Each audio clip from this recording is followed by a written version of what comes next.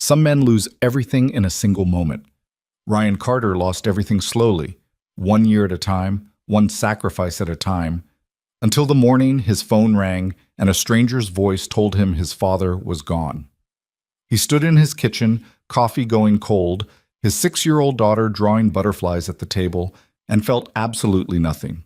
Not grief, not relief, just a hollow, aching quiet where something important used to be. That was the moment Ryan realized he hadn't just lost his father. He had lost himself somewhere along the road between the man he used to be and the man responsibility had turned him into. If you've ever felt like you came home to find out you never really left, stay with me. This story is for you. Drop the name of your city in the comments and let me see how far this story travels. The drive back to Willow Ridge took 4 hours and 37 minutes. Ryan knew the exact time because his daughter Lily counted every road sign they passed, announcing each one with the seriousness of a co-pilot managing instrument readings. Willow Ridge, 80 miles. Willow Ridge, 60 miles. "Daddy, what's a ridge?" He answered on autopilot, his hands steady on the wheel, his eyes fixed on the gray November highway, his mind somewhere he couldn't quite locate on any map. He'd made this drive dozens of times over the years. Holiday visits. A couple of summers when his schedule allowed. The occasional long weekend when guilt outweighed exhaustion. But this time was different in a way that sat heavy at the back of his throat. This time, there was nobody waiting at the other end. Harold Carter had died on a Tuesday, which felt wrong somehow. Death ought to arrive on a day with more weight to it. A Sunday evening, a stormy Friday night. But no. Harold had gone quietly. On a Tuesday at 2:14 in the afternoon, sitting in his armchair with the television on and a half-eaten sandwich on the side table. The neighbor who checked on him, an older woman named Delora, had found him an hour later. The coroner said his heart had simply stopped. No drama, no warning, just here and then not. Ryan had received the call on a Tuesday evening, standing in the kitchen of his apartment in Columbus while Lily ate chicken nuggets and narrated her day at kindergarten. He remembered nodding at whatever she was saying. He remembered setting his phone face down on the counter. He remembered standing very still for a long time, long enough for Lily to notice and ask, "Daddy, are you okay?" He had told her yes, he had finished making dinner. He had given her a bath, read her 2 books, and turned off her light. Then he had sat alone in the living room with a glass of whiskey he barely touched and thought about the last time he'd spoken to his father. 3 weeks. It had been 3 weeks since their last phone call, and even that had been brief. Maybe 12 minutes, mostly logistics. Harold mentioning something about the gutters needing cleaning, Ryan saying he'd try to get up there in the spring. Both of them dancing around the edges of something that never quite got said. Now spring was too late. Shum. Lily fell asleep somewhere around mile marker 40, her head tipped against the window, her small fingers still loosely wrapped around a crayon she'd been using to color a horse in her activity book. Ryan glanced at her in the rearview mirror and felt the familiar dual sensation that parenthood had wired into him. Love so sharp it was almost painful, immediately undercut by the weight of being the only person responsible for keeping that small human safe and whole. He was 32 years old, and he was tired in a way that sleep didn't fix.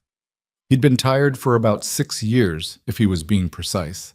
Since the night Maya had stood in the doorway of their bedroom in their first apartment, Lily was barely 3 months old, still doing that fragile newborn thing where her breathing sounded like a question, and told him she couldn't do it. Not didn't want to, couldn't, like it was a matter of physics, like loving both him and the baby, and her own unraveling sense of self was simply beyond the structural capacity of one person.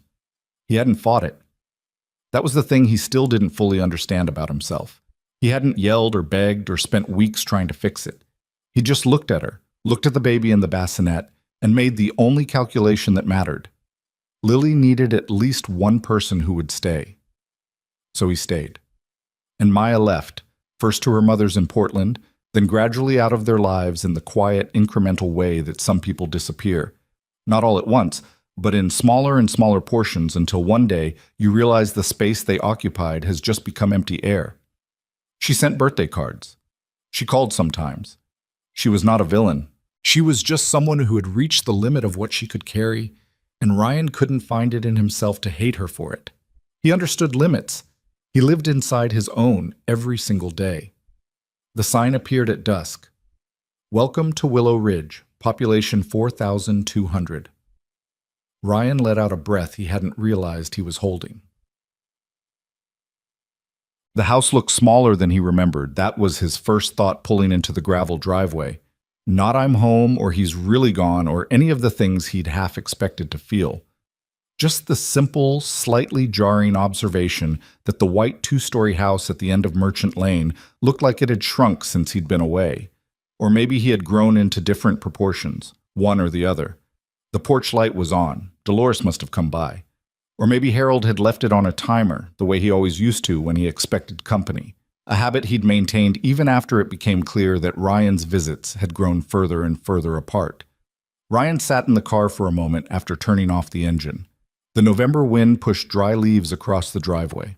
The oak tree in the front yard, the one Harold had planted the year Ryan was born, the one Ryan had climbed and fallen out of twice and crashed a bicycle into once, stood bare and enormous against the gray sky. He planted that tree for me. The thought arrived without ceremony and hit him in the sternum like something physical. He got out of the car. Lily. He opened the back door and touched her shoulder gently. Hey, Bug, we're here. She stirred, blinked, looked around at the dark yard and the unfamiliar porch light with the particular confusion of a 6-year-old pulled from sleep. Is this Grandpa's house? Yeah. Ryan unbuckled her seatbelt. It's Grandpa's house. She looked at him with those large, dark eyes that she'd gotten from Maya's side and that Ryan had long since stopped being able to read as quickly as he used to. Is Grandpa still in heaven? Yeah, baby, he is. She considered this. Then she held out her arms to be carried, and Ryan lifted her against his chest, and she was heavier than he expected. She was always heavier than he expected, the way children gain weight incrementally without you noticing. And he carried her up the porch steps and pushed open the front door with his shoulder. The house smelled like his father, old wood and pipe tobacco and the particular brand of dish soap Harold had used for 30 years. Ryan stood in the entryway with Lily going heavy and warm in his arms and breathed it in and thought, there it is. There was the grief, right on schedule, filing in through his nose and settling directly behind his eyes. He didn't cry. He hadn't cried yet. He wasn't sure when that was going to happen, or if it was. He put Lily to bed in the small upstairs room that used to be Ryan's when he came to visit as a kid, the room with the slanted ceiling and the window that looked out over the backyard. And then he stood in the hallway for a moment, one hand on the doorframe, listening to her breathing slow and even out. Then he went back downstairs and stood in his father's living room and didn't know what to do with his hands. The room was exactly as Harold had left it. The armchair, the one where he'd died, and Ryan was trying not to think about that too precisely, faced the television. A stack of paperback westerns sat on the end table beside it, a framed photo on the mantel. Ryan at about 14, Harold with his arm around his son's shoulders, both of them squinting into summer sun. Ryan didn't remember who had taken it. There were other photos, too. Lily as a baby, Lily at 2, at 3, at 4. Harold had driven to Columbus for each of her birthdays until his knee got too bad for long drives. He'd sent cards after that. Proper cards, handwritten, with $5 bills folded inside that Lily spent at the dollar store and treated like enormous treasure. Ryan picked up one of the photos. Lily at her 3rd birthday, cake-covered and delighted. Harold laughing beside her with his whole face, and stood there holding it until a knock at the front door made him set it down quickly, as though he'd been caught doing something private. He almost didn't answer it. It was almost 9 o'clock. It was dark out, and he knew approximately no one in Willow Ridge anymore. His father's friends were elderly, his own high school acquaintances long scattered. For a moment he actually considered just not moving, letting whoever it was go away. Then a voice came through the door. Not loud, not aggressive, just calm and clear. I saw your lights on. I brought food. I'll leave it on the porch if you don't want company. He opened the door. The woman standing on his father's porch was not what he expected. He wasn't sure what he had expected. Dolores with a casserole maybe, or one of his father's church friends, but it wasn't this. She was roughly his age, maybe a year or two younger, with dark hair pulled back imperfectly, and a coat that had seen better days despite being expensive looking. She was holding a large covered pot with both hands and looking at him with an expression that was entirely composed, as if showing up on a grieving stranger's porch at 9 o'clock on a November night was a perfectly ordinary thing to do. "I'm Victoria," she said. "I live across the street, the gray house with the bad shutters." Ryan looked at her. "Okay." "I knew your father." She didn't add anything to that. No qualifier, no, he was a wonderful man, or "I'm so sorry for your loss." Just the plain fact of it. He used to come over for coffee on Thursday mornings. We'd argue about whether good barbecue required smoke or just heat. A small pause. He thought smoke was optional. He was wrong. Something loosened slightly in Ryan's chest. He wasn't sure why. He was definitely wrong.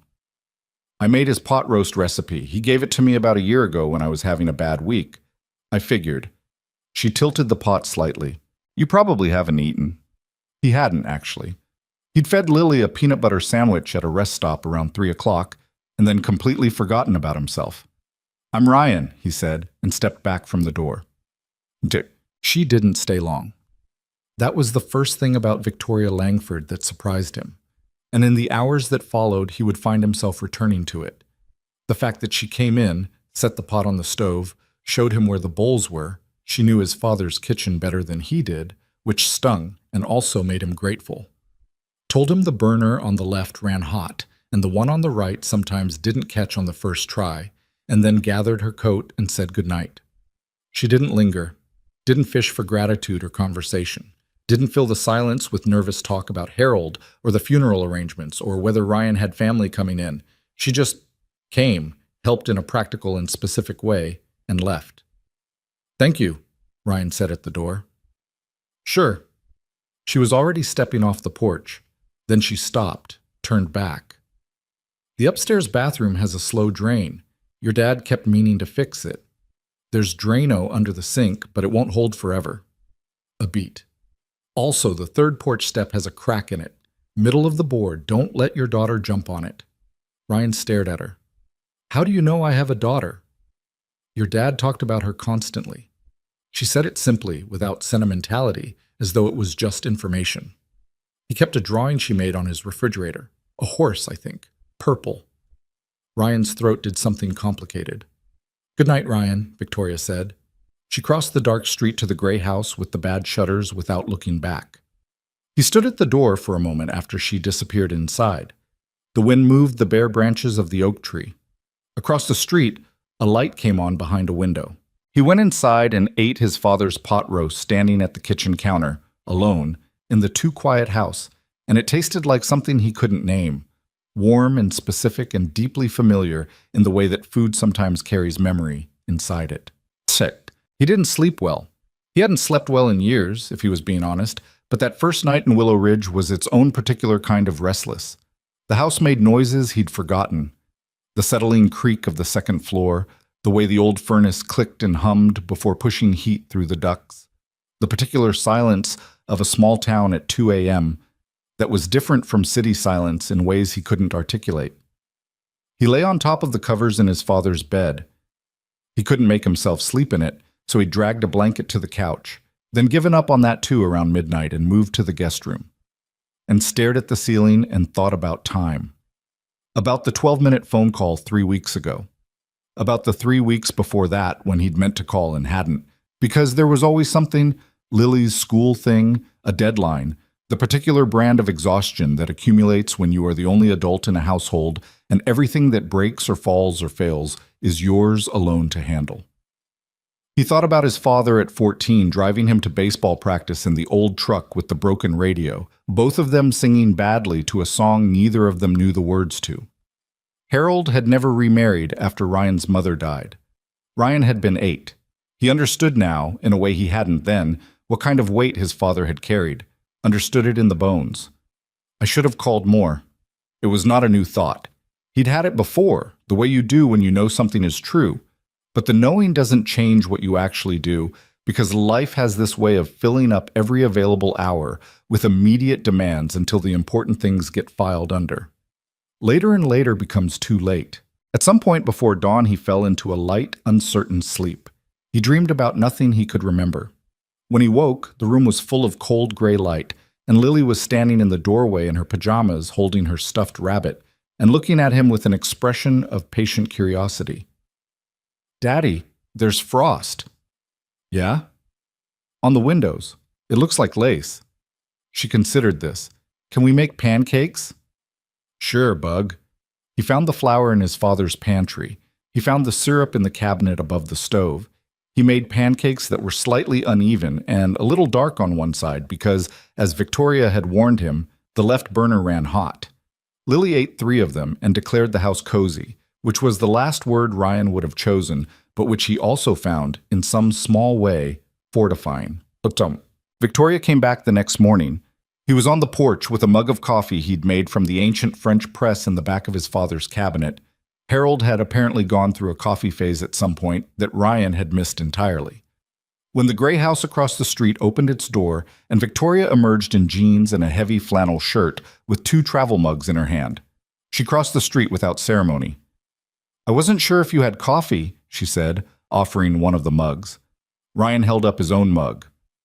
"Found a French press." She looked at it. "Harold bought that after I made him try mine. He claimed he'd been using it for years." She sat down on the top porch step. Not the third one, the cracked one, without being invited. He hadn't. Ryan sat in the porch chair and looked at her. "Did you come over every morning?" "Not every morning, most Thursdays, sometimes Saturdays if he was working in the yard." She wrapped both hands around her mug. "He was good company. Didn't feel the need to talk constantly. He wasn't like that when I was a kid. People change," she said it matter-of-factly. "He talked about you, though, when he did talk." She paused. "He was proud of you." Ryan said nothing. "He worried about you, too," she added. "He said you'd taken on too much and wouldn't ask for help if the house was on fire." Ryan felt a flicker of something sharp. "He said that?" "More or less." She wasn't looking at him, was looking out at the quiet street, the bare trees, the other houses still sleeping. He said it like it was a compliment and a concern at the same time, the way parents talk about the traits their kids got from them. Ryan turned his mug in his hands. He wasn't wrong. "I know." She glanced at him then briefly, before looking away again.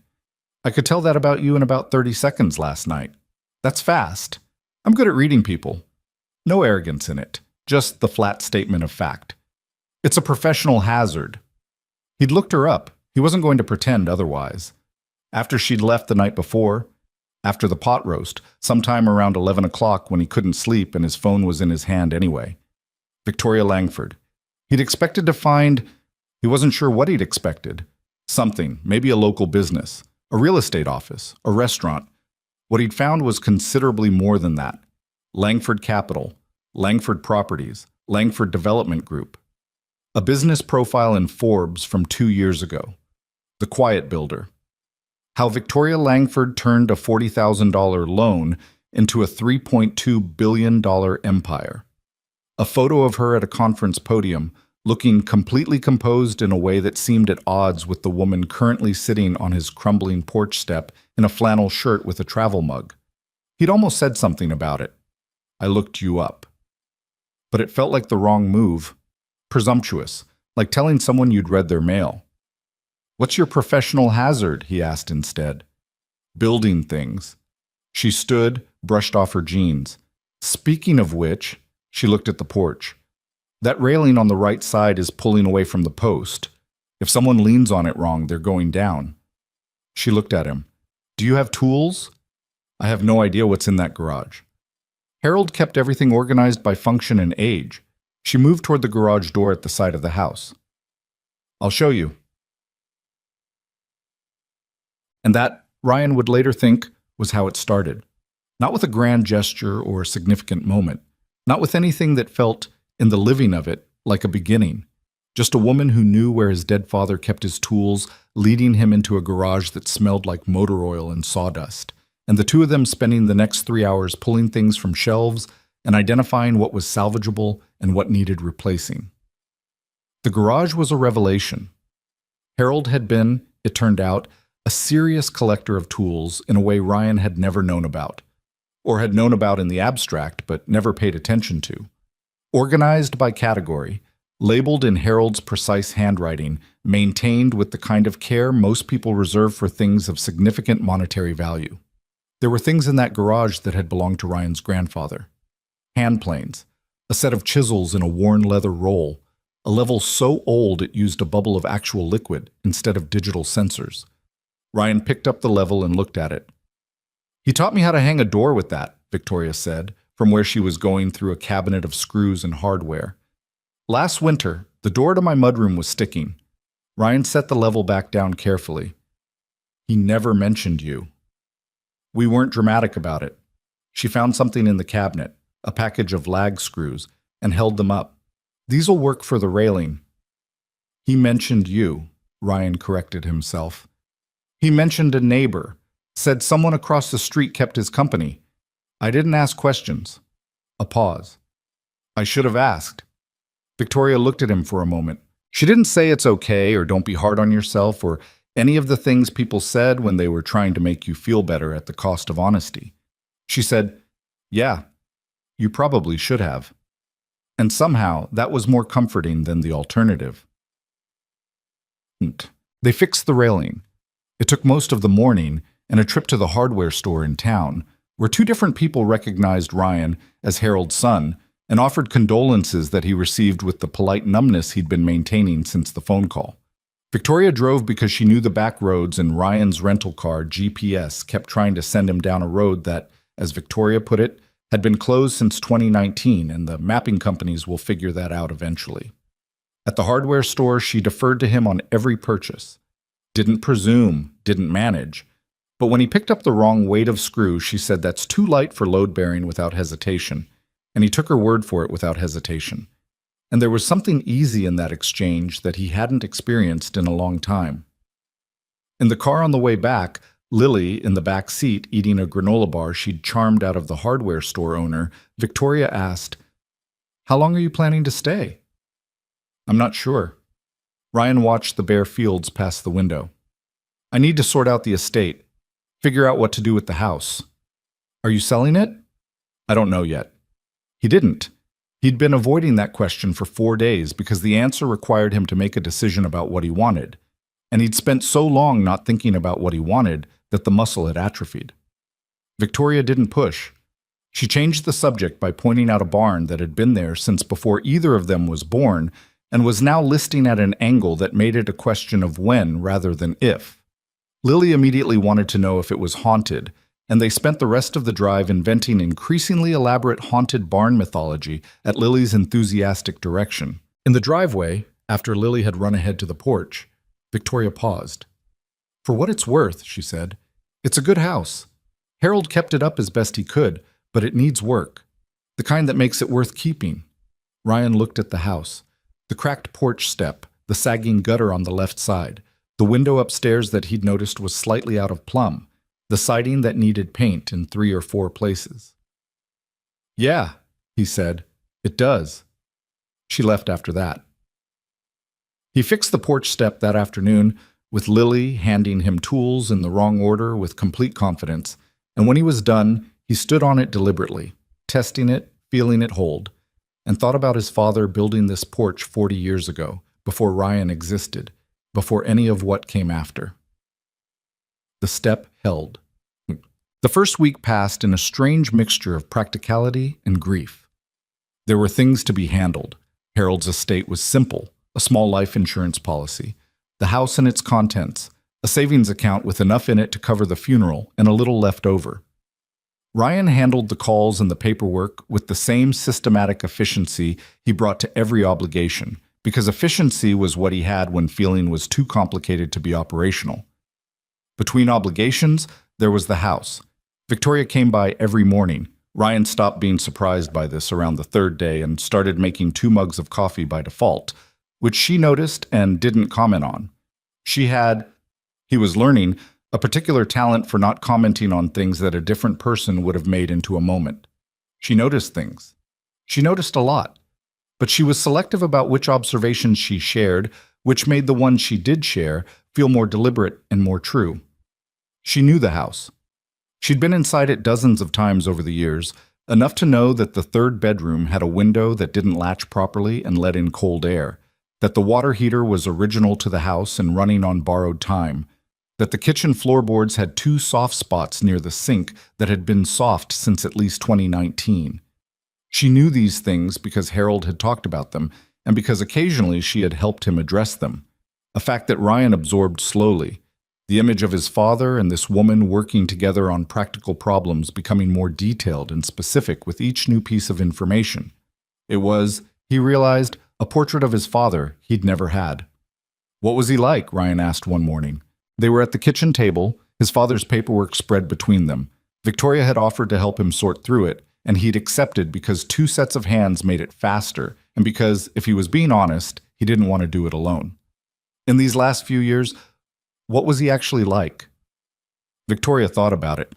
Not in the performative way people did when they were going to say something rehearsed, but actually thought, looking slightly off to the side before answering. Quieter than I expected when I first met him, she said. I moved into the house across the street about 4 years ago.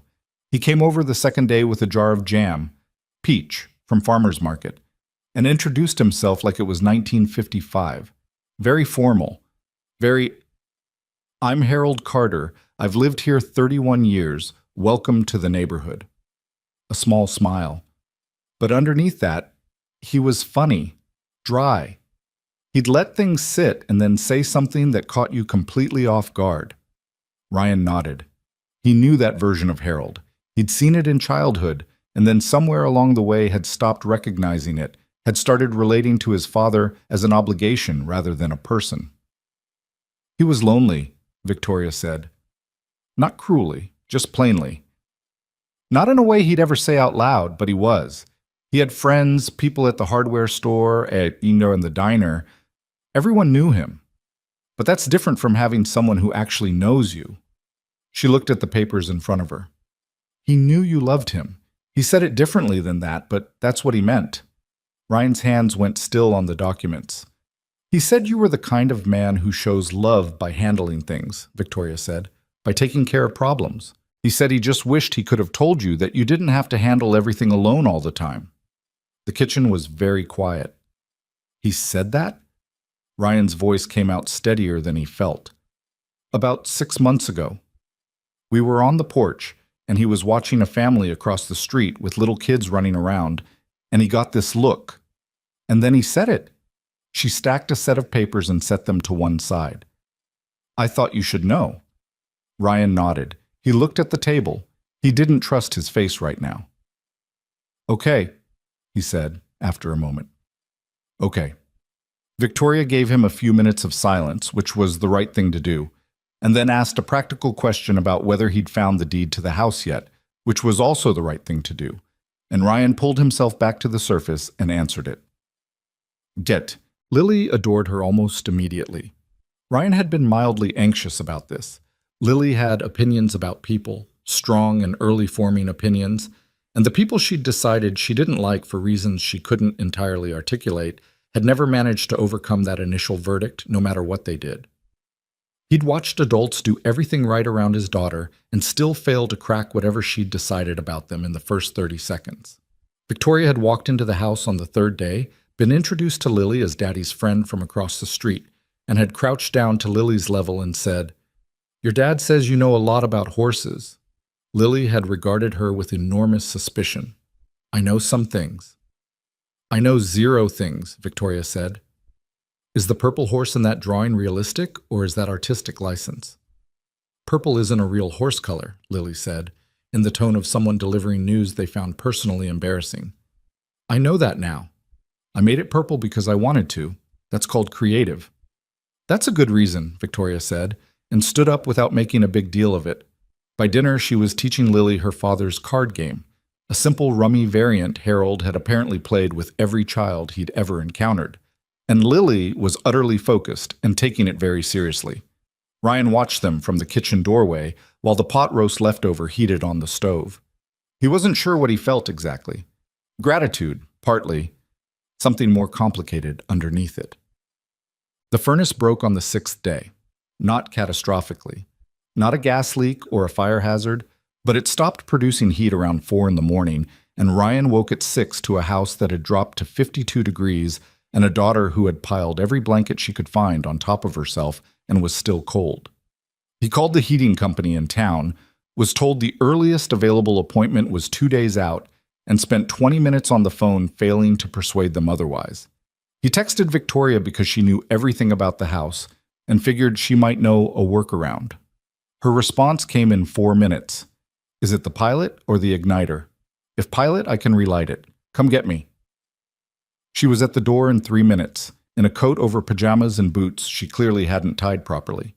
She went straight to the basement, didn't need Ryan to show her where it was, and spent 7 minutes with a flashlight and a long lighter while Ryan held the light steady and Lily sat at the top of the basement stairs, wrapped in a blanket, eating cereal dry from the box. Got it, Victoria said, and the furnace made a sound and then started running. How do you know how to do that? Ryan asked. She looked at him like the question was slightly odd. I've owned a lot of buildings. You learn the basics. She brushed her hands off. Harold made me learn this one specifically because he was worried about winter. Ryan thought about his father, planning for contingencies that involved someone else looking after the house, looking after it even when Harold wasn't there to do it himself. Thank you, Ryan said. You can buy me a coffee, she said, already heading back up the stairs. A real one, from the diner on Main. Harold swore by their dark roast, but I think it tastes like hot regret. So we're going to the diner. Your kid is eating dry cereal at 6:30 in the morning. Yes, we're going to the diner.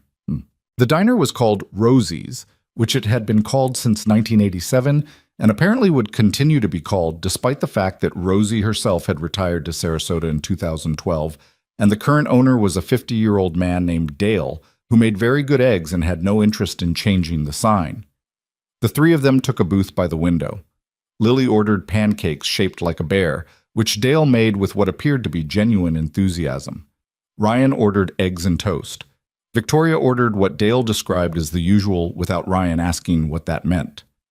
The diner was warm and loud in the way of small-town diners. Not chaotically loud, but full, present, the kind of ambient noise that felt like company rather than intrusion. Several people said hello to Victoria. A few recognized Ryan from 20 years ago. One elderly man, Carl, apparently a friend of Harold's, shook Ryan's hand and said your father was a good man with the simple finality of someone for whom that was the complete and necessary statement. You're pretty well known here, Ryan said to Victoria when the table was quiet again.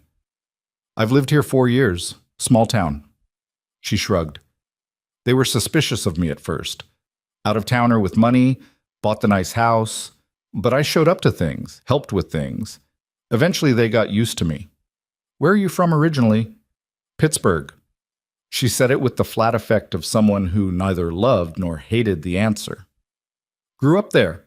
Built my first company there. Got married there. Got divorced there. Sold most of what we'd built together and used my half to start over somewhere I didn't recognize every corner. She said it plainly. Divorce is a fact among other facts. I'm sorry, Ryan said. Don't be. She poured more coffee into her cup from the carafe Dale had left. It was the right thing. Just took too long to happen. A pause. He's a good person. We were just not compatible in ways that took us about 4 years to accept. Ryan thought about Maya, about standing in the apartment doorway listening to her say she couldn't do it. I get that, he said. Yeah. She looked at him. Your dad mentioned, briefly, that you'd raised your daughter alone. Ryan glanced at Lily, who was fully absorbed in her bear pancakes and had tuned them out completely. Yeah. How long? Since she was 3 months old. Victoria was quiet for a moment. That's a long time to handle everything yourself. It's just how it is. He said it the way he'd been saying it for 6 years. Reflexively, the way you say things you've decided to stop examining because the examination doesn't change anything.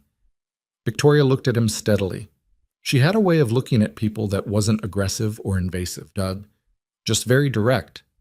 Like she was actually registering what she saw rather than just looking in someone's direction. Your dad said something else, she said. He said he worried that you'd forgotten how to let people in. Ryan picked up his coffee cup. He was probably right. Probably, she agreed, and left it there. Outside the window, Willow Ridge was waking up. A dog ran across the empty street. A woman in a heavy coat walked past with a bag from the bakery 2 doors down. The bare trees made their winter shapes against a pale sky. Ryan had not wanted to come back here. He'd driven those 4 hours and 37 minutes with the intention of handling what needed handling and returning to his life in Columbus, his apartment, his routines, the daily shape of things that required him, and asked nothing more than what he already knew how to give. He sat in the diner with the warm noise around him and his daughter, eating a bear-shaped pancake, and this woman he'd known 6 days who had relit his furnace at 6 a.m. in her pajamas and told him hard truths with more kindness than most people managed with soft ones. He did not know what any of it was going to become. He knew the house needed work. He knew his daughter liked it here. He knew that across the street was a gray house with bad shutters where a woman had kept his father company on Thursday mornings and argued about barbecue and learned to relight the furnace because Harold had asked her to learn in case she ever needed it. He knew he was the most tired he had ever been in his life, and that something about being here, in this town, in this house, in this booth by the window with 2 mugs of coffee and the sound of his daughter counting the chocolate chips in her pancake bear, felt, for the first time in a long time, like something other than effort. He finished his eggs. He did not yet have a word for what that was. The furnace held after that first morning. It held the way old things sometimes do when someone gives them proper attention. Not perfectly, not without complaint, but well enough. Ryan had taken to checking it every night before bed, a new habit he'd added to the existing list of nightly habits. Check the lock on the back door. Check that Lily's window was latched against the cold. Check the burner knobs on the stove because Harold had apparently always done this, and Ryan had found himself doing it without deciding to. The house was teaching him its rhythms. He was, somewhat against his original intentions, learning them. He had told himself, in those first days, that he was staying 2 weeks, enough time to file the estate paperwork, sort through his father's belongings, make a decision about the property, and drive back to Columbus with everything resolved. He had a job that permitted remote work through the end of December. He managed housing assistance grants for a nonprofit, work that could technically be done from anywhere with a decent internet connection. He had enrolled Lily in a temporary arrangement at Willow Ridge's elementary school just through the month, because 6-year-olds needed routine, and the alternative was her spending 8 hours a day watching cartoons while he sorted through filing cabinets. 2 weeks had become 3 without Ryan formally acknowledging the extension. The house made that easy. There was always something. A window that had warped in its frame and required taking off the casing and shimming the sill before it would close properly. A section of the upstairs bathroom floor that turned out to be soft in the corner behind the toilet, not dangerous yet, but heading there, which required pulling up tiles and assessing the subfloor beneath.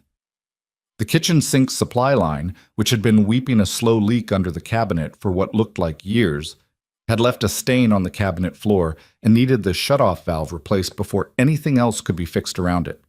Ryan was not, by training or inclination, a handyman. He'd been an apartment person for his entire adult life, the kind of person who called the super when something broke and didn't think much about what happened after that.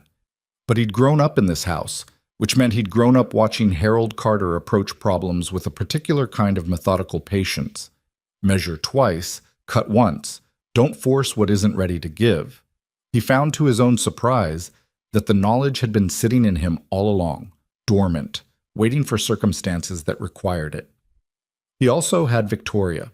She came by most mornings, not all of them. She had, as she occasionally reminded him with the neutral tone of someone stating geography, a company to run. She had a home office in the gray house across the street, 2 assistants who worked remotely and fielded the things that could be fielded, and a discipline about her working hours that meant she was largely unavailable between 9 and 2. But before 9, and often after 2, she appeared with coffee or tools or both, and the 2 of them would assess whatever the current problem was and figure out how to address it. It was, Ryan thought more than once, a strange way to get to know someone. Most friendships built themselves on conversations, shared meals, social occasions, the deliberate act of sitting across from someone and exchanging information about yourself. What he and Victoria were building was different. It was assembled from the texture of working alongside someone, the way she held a tape measure, The way she crouched to look at a problem rather than bending, the way she said hum when she was thinking through something and went completely quiet until she had an answer. He knew that she was left-handed but used her right for anything requiring torque. He knew she took her coffee with nothing in it and was mildly contemptuous of flavored creamers. He knew she whistled when she was concentrating, always the same tuneless fragment, probably without knowing she did it. He knew she was careful with compliments and generous with criticism, and that both came from the same place, a preference for things that were true over things that were comfortable. "This is wrong," she said one afternoon, crouching in front of the bathroom vanity where Ryan had spent 40 minutes replacing the P-trap under the sink. She was pointing at where he'd connected the drain arm to the trap. "It's sealed," Ryan said, from where he was sitting on the floor across from her. "It's sealed at the wrong angle. You've got about a 1-degree drop where you need 5. It'll drain slowly and smell like a swamp within a month." She handed him the pipe wrench without ceremony. "Take it apart and reset the arm." Ryan looked at the pipe, then at her. "Can you just tell me that I did a good job and that nobody will ever notice?" "No." "Right." He took it apart and reset it. "Better," she said, after she'd checked it again. "Not great or perfect, better," which was accurate. He was starting to understand that this was her version of encouragement. There was a morning, the second week, maybe the third. The days had begun to blur in a way that Ryan couldn't entirely account for. When they were working on the living room windows, 3 of the 6 had lost their glazing compound. The old putty crumbled and pulling away from the glass, which meant they were single-pane cold spots letting winter into the room. The proper solution was to replace them entirely, but that was a project requiring lead time and budget Ryan hadn't fully resolved yet. The stopgap solution was to regraze them, which was meditative and tedious work that involved stripping the old compound with a heat gun and a putty knife, priming the wood, and rolling in fresh glazing compound by hand. They worked on opposite ends of the row of windows, the room filled with the smell of the heat gun and fresh putty. Outside, it had started to snow. The first real snow of December, light and exploratory, dusting the porch railing and the bare branches and the street where there was no traffic at all. Victoria's phone buzzed on the windowsill. She glanced at it, set it back down, kept working. It buzzed again 3 minutes later. "Do you need to get that?" Ryan asked. "No." "It might be important." "It's Marcus," she said. Marcus was, Ryan had gathered, one of her 2 assistants, the one who handled the operations side of things and whose relationship with urgency was, in Victoria's characterization, exhausting. "He thinks everything is important. Actual importance level is about 20% of declared importance level." She rolled a bead of glazing compound into a corner with her thumb. "If something is actually on fire, he'll call instead of text." How do you know the difference between when to trust him and when not to? 4 years of calibration. She worked the compound into the seam. You learn a person's range, their baseline. Then you know what urgent actually means for them specifically versus what they call urgent because they're anxious. Ryan thought about the people in his own life. His office, the small nonprofit where he'd worked for 3 years. His daughter's school. The loose network of other single parents he'd formed tentative friendships with. The kind that existed in the pickup line. And occasionally by text, but never quite deepened beyond that because everyone was too tired to do the work of deepening. He didn't have a lot of people whose range he knew. "Can I ask you something?" he said. "You can try." "The business. Langford Capital. How did it actually start?" He'd read the Forbes piece, but profiles like that had a tendency to turn real stories into mythology, to smooth out the parts that didn't fit the arc. Victoria was quiet for a moment, working the putty knife along the frame. "I was 23, she said. "I had a job doing property management for a company in Pittsburgh. I was good at it. I could see problems before they became expensive problems, and I could talk to contractors without getting taken advantage of, and I understood what tenants actually needed versus what they said they needed." She paused.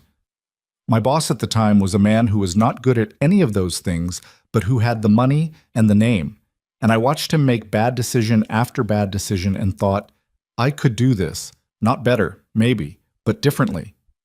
"So you left?"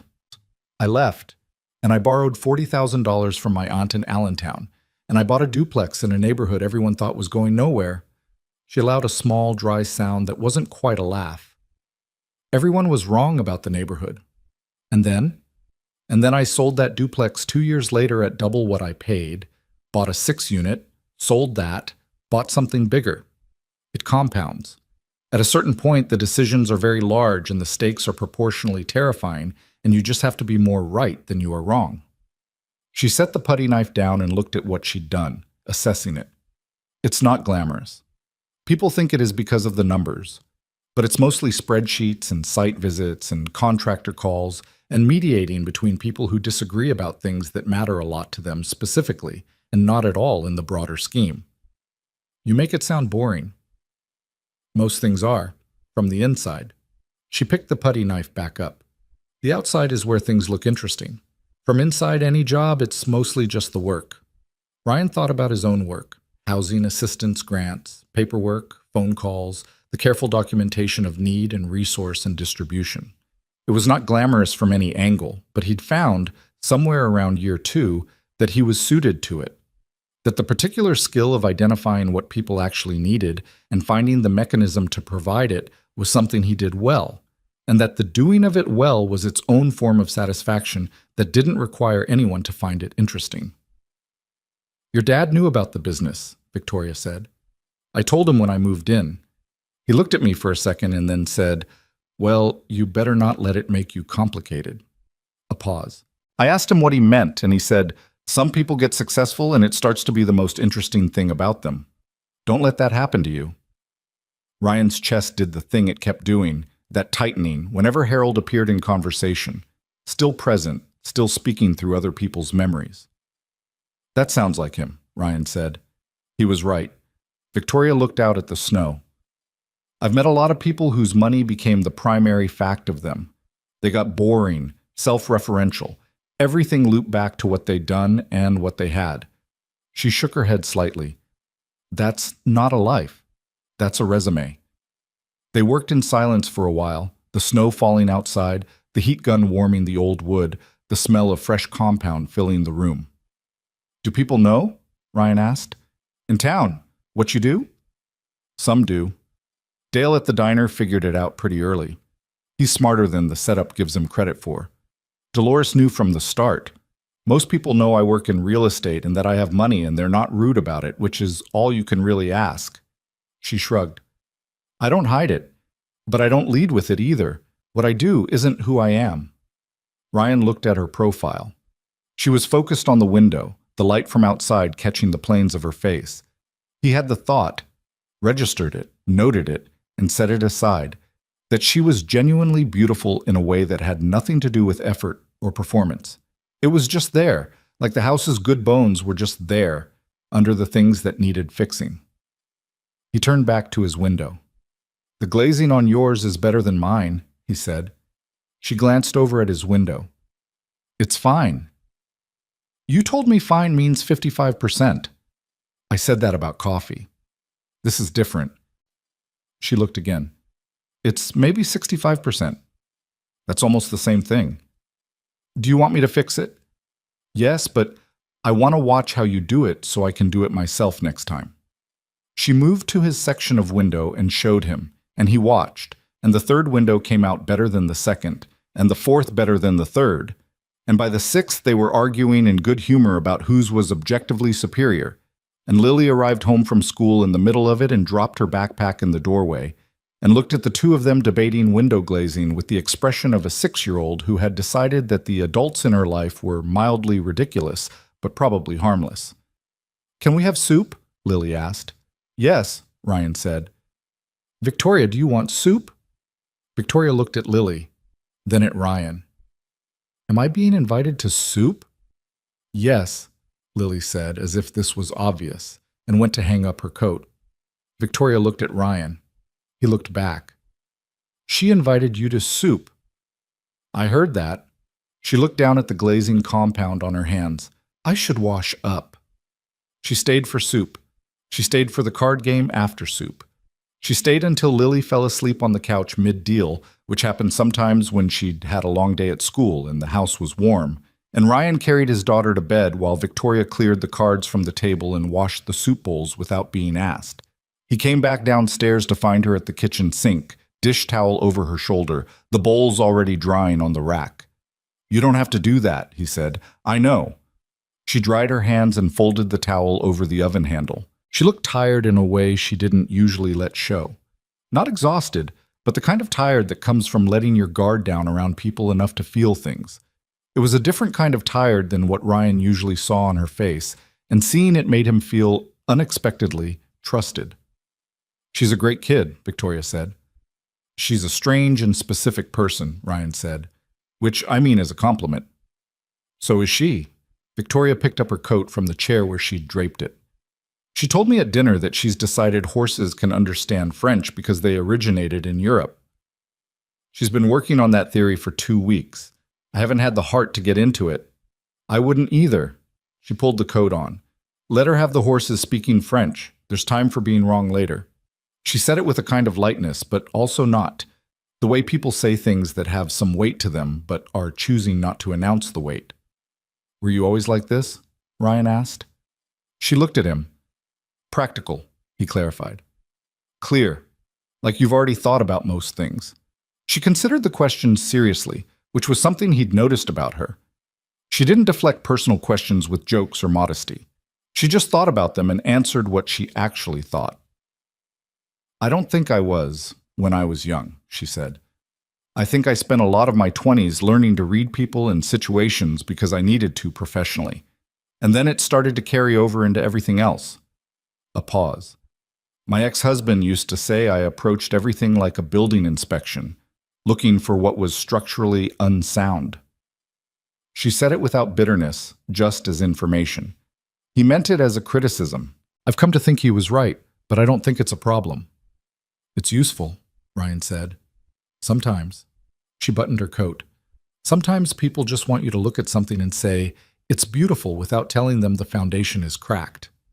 She picked up her keys from the counter. She had a habit of setting them there, and Ryan had stopped noticing it happening and started only noticing when they weren't there. "I'm not always good at that." "I don't need that," Ryan said. She looked at him for a moment. "I know," she said, and went home. He stood in the kitchen after she'd gone and looked at the clean bowls on the drying rack, and the folded dish towel, and the empty chair where her coat had been, and felt the presence of her absence in a way that was new enough to pay attention to but not yet named. He turned off the kitchen light and went upstairs. The house was warm. The furnace held. He checked the back door lock, the stove burners, Lily's window. Then he stood at the hallway window that looked out over the street and saw, across the road, that the light in the gray house was still on. He stood there for a moment. Then he went to bed. Over the following days, a pattern established itself with the comfortable authority of things that were not decided so much as arrived at. Victoria managed her business in the mornings, and Ryan handled estate calls and his nonprofit work during the same hours. Lily was in school.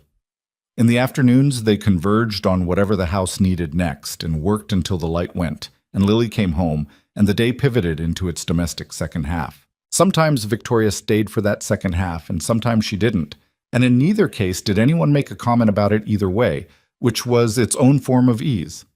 They fixed the bathroom floor properly, not a patch, pulling the damaged section of subfloor and replacing it with new material before relaying the tile.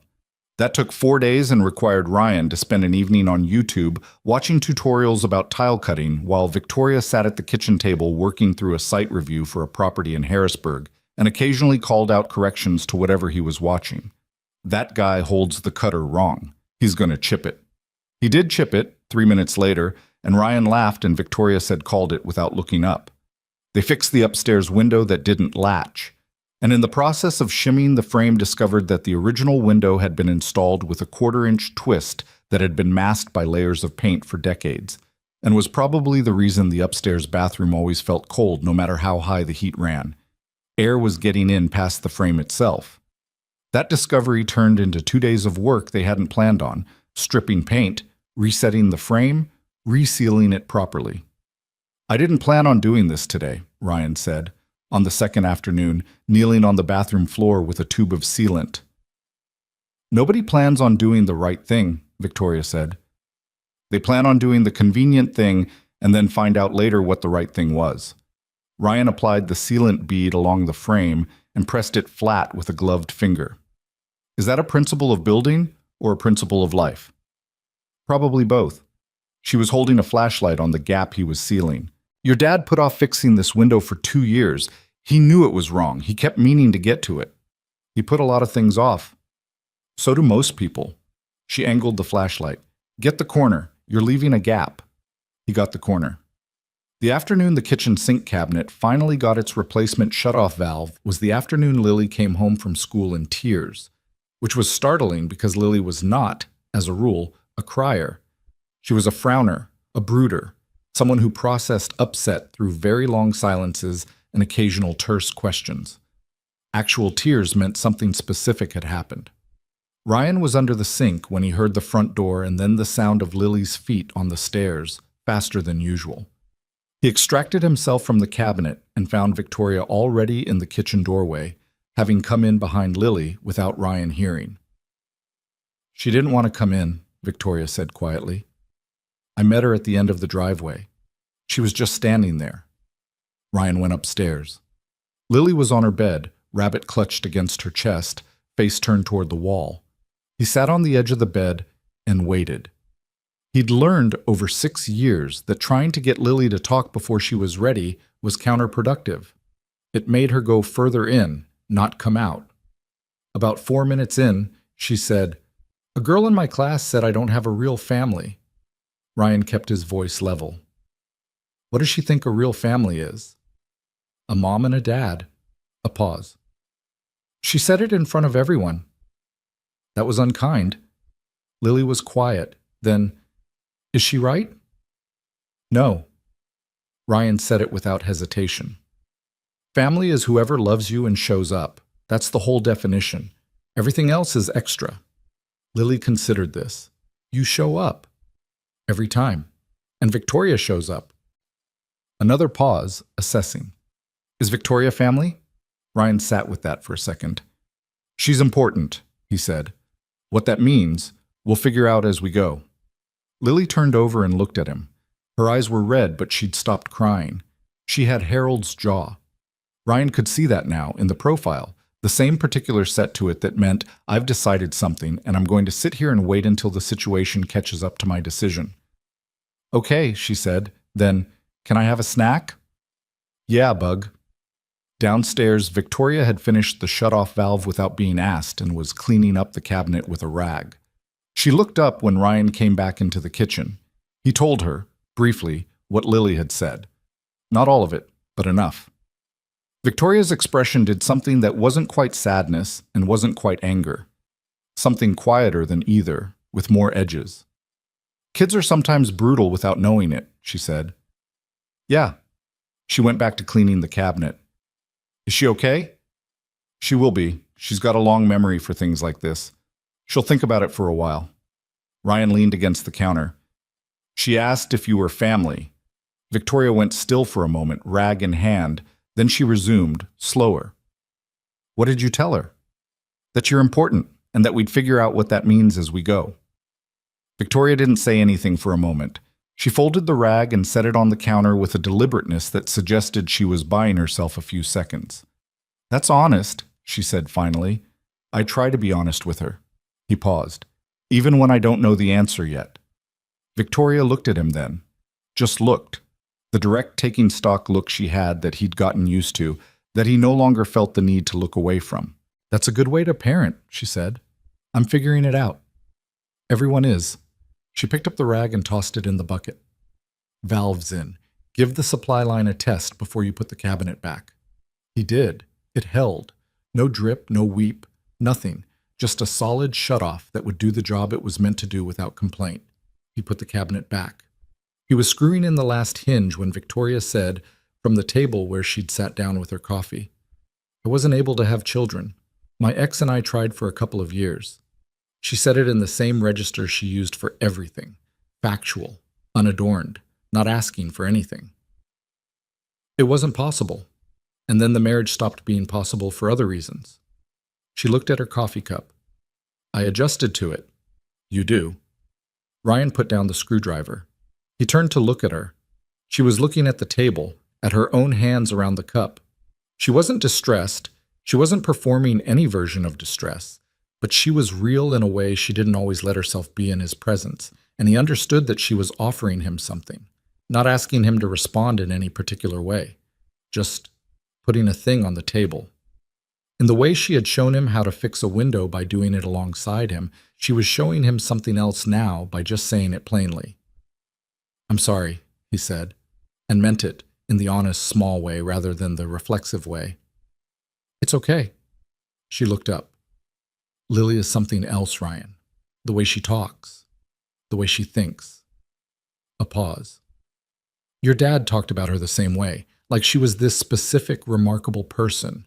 Not just my granddaughter, like Lily." Ryan nodded. He was right. Outside, the December light was going early, the way it did in this town on the short days, the sun already low by 3:30 and gone by 5.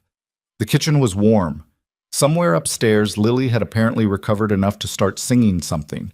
Not a real song, one of her invented ones, with slightly wrong lyrics and her own modifications to the melody. Victoria tilted her head toward the ceiling, listening. "Is that," she started. "Jingle bells, but with horses," Ryan said. "She's been working on it for a week." Victoria pressed her lips together in a way that meant she was preventing herself from smiling and not entirely succeeding. "The French ones or the regular ones?" she asked. "Can't tell from down here." Ryan started putting his tools back in the bucket. "Possibly bilingual. The whole thing has gotten more complex." She did smile then. Not a performed one, not a social one, just a thing that happened on her face because something had been funny, the kind of smile that people who are careful about themselves sometimes let slip when they're not paying attention. He noticed it. He noticed a lot about her by that point. He wasn't sure yet what to do with what he noticed. 2 weeks before Christmas, with the house measurably warmer and tighter and less likely to kill anyone than when Ryan had arrived, the two of them stood on the porch after an afternoon of work, mugs in hand, looking at what had been done. The railing stood solid. The porch step had been replaced entirely. Ryan had found matching lumber in the garage, another of Harold's careful provisions.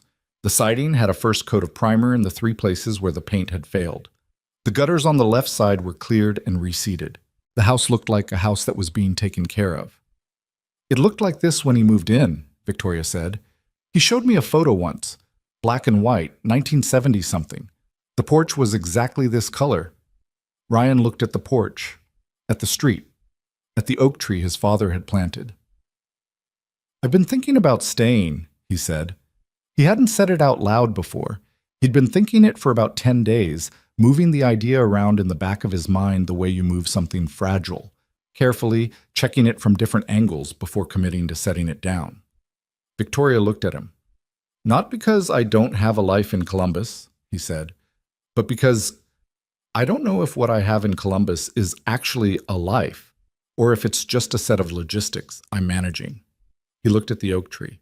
"Lily likes it here, and there's work I could do here, real work."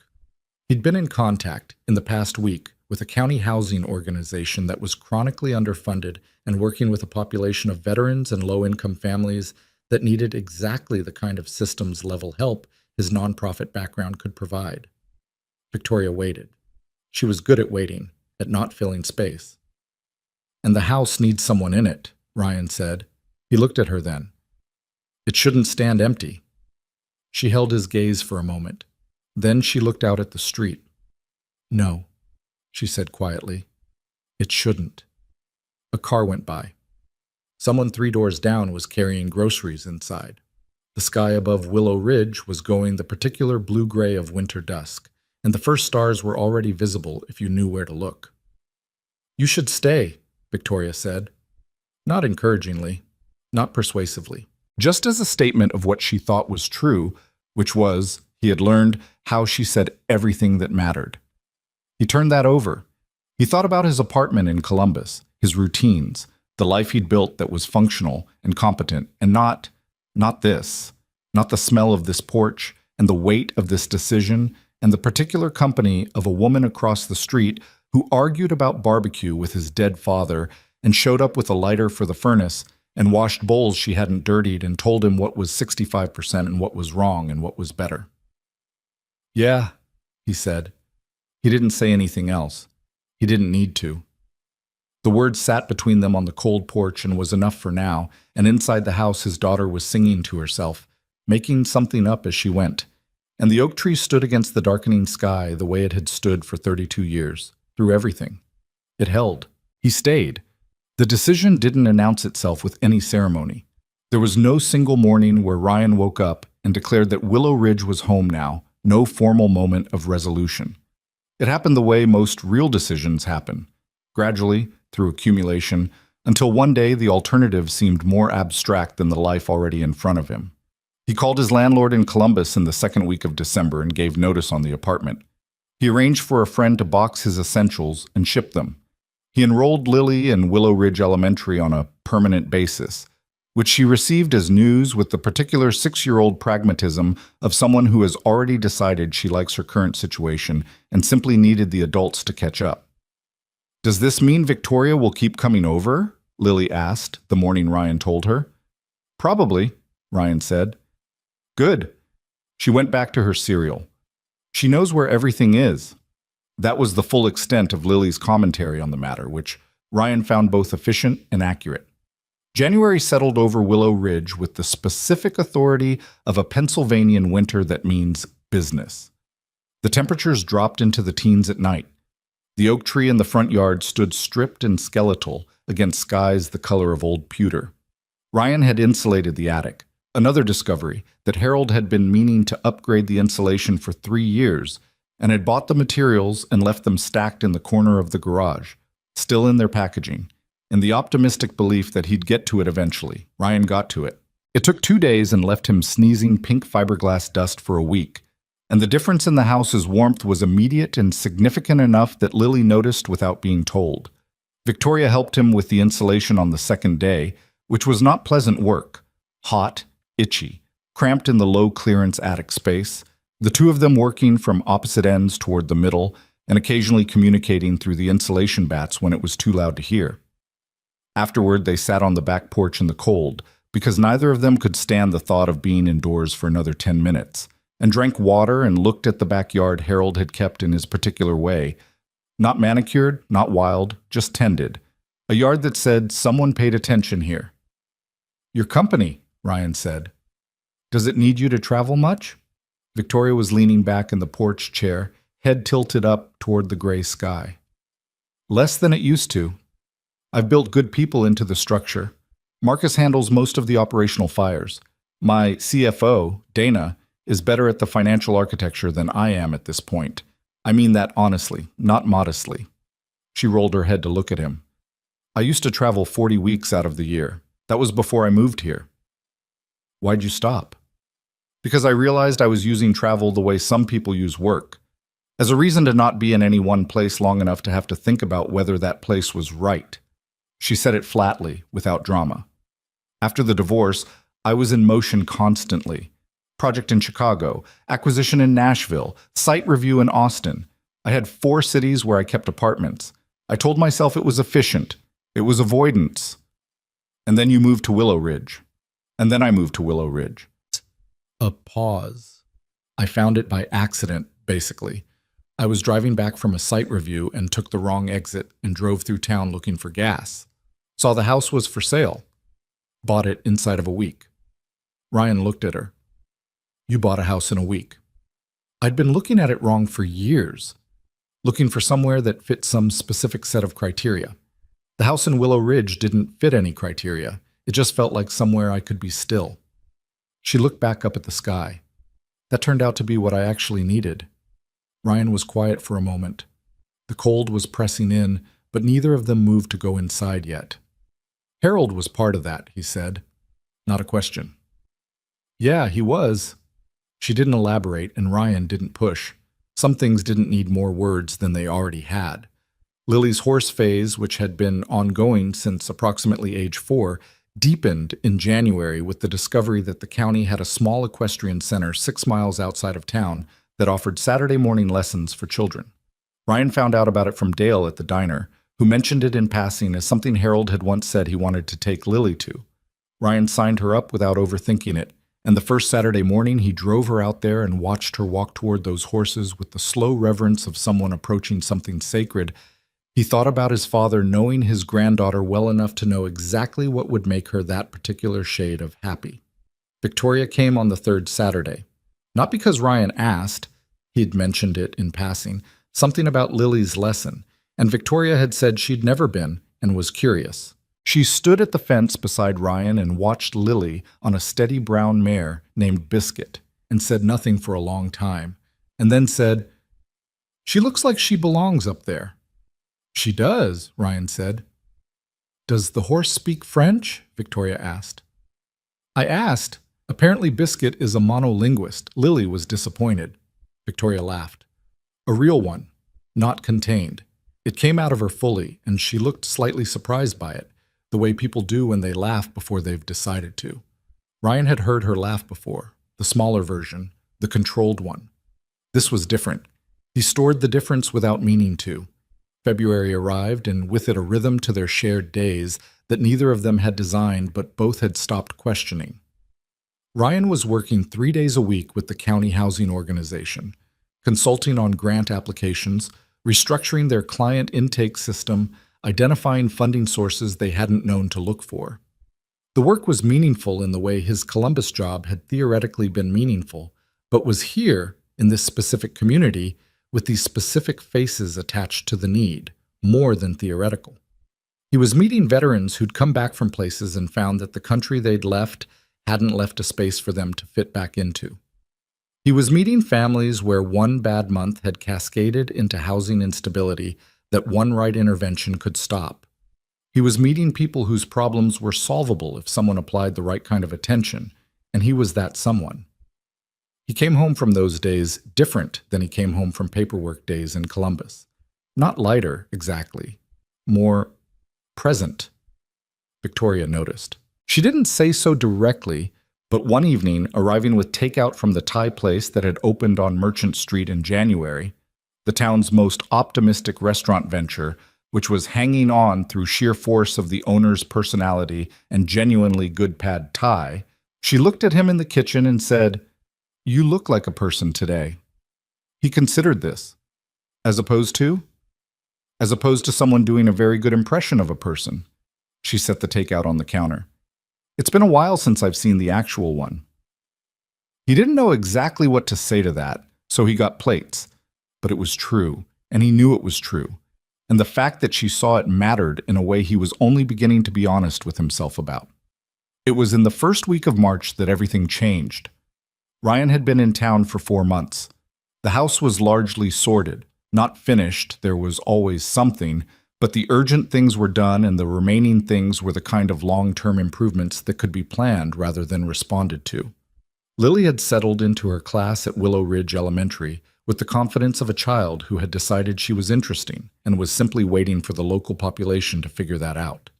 Victoria's gray house across the street had new shutters. She'd finally had them replaced, a project she'd been meaning to address since before Ryan arrived, and she'd let Lily pick the color, which was why they were now a deep, slightly improbable forest green that somehow worked. The morning it happened was a Tuesday. Again, a Tuesday, which Ryan would note later with the grim observation that Tuesdays seemed to have a personal interest in disrupting his life. He was in the kitchen making coffee when he saw the car. It was a black Mercedes, newer model, sitting across the street in front of Victoria's house. Ryan wouldn't have thought much of it. She had occasional professional visitors, people who drove nice cars and stayed briefly and left, except that it had been there for 40 minutes, and the figure he could see on Victoria's porch wasn't leaving. He made his coffee. He did not go to the window. He went to the window. The man on the porch was tall, expensive in the particular way of someone who had been expensive for long enough that the clothes and the posture and the watch had all been fully integrated and looked like they'd always been there. He appeared to be talking. Victoria was standing in her doorway with her arms crossed, which Ryan had only seen her do a few times, and which, he had learned, meant that she was listening but had not yet decided what she thought or how much she was willing to give. Ryan turned away from the window, made his coffee, made Lily's breakfast, got Lily out the door for school. At 9:15, after the school bus had come and gone, and Ryan was at the kitchen table with his laptop open on the county housing spreadsheet, his phone buzzed with a text from Victoria. Someone showed up. Going to be a while. I'll explain later. He typed, "Okay, I'm here if you need anything." She didn't respond to that, which he took to mean she'd seen it and that was enough. He worked all morning. He did not look out the window more than 3 times, which he considered a reasonable exercise of restraint. The black Mercedes was still there at 11, gone by noon. Victoria came over at 2. She walked in. She had started doing that, knocking once and coming in without waiting because Ryan had told her she could, and she'd taken him at his word, and sat down at the kitchen table with the particular physical weight of someone who had been managing their expression for several hours and was ready to stop. "That was my ex-husband," she said. Ryan closed his laptop. "Okay." "Daniel."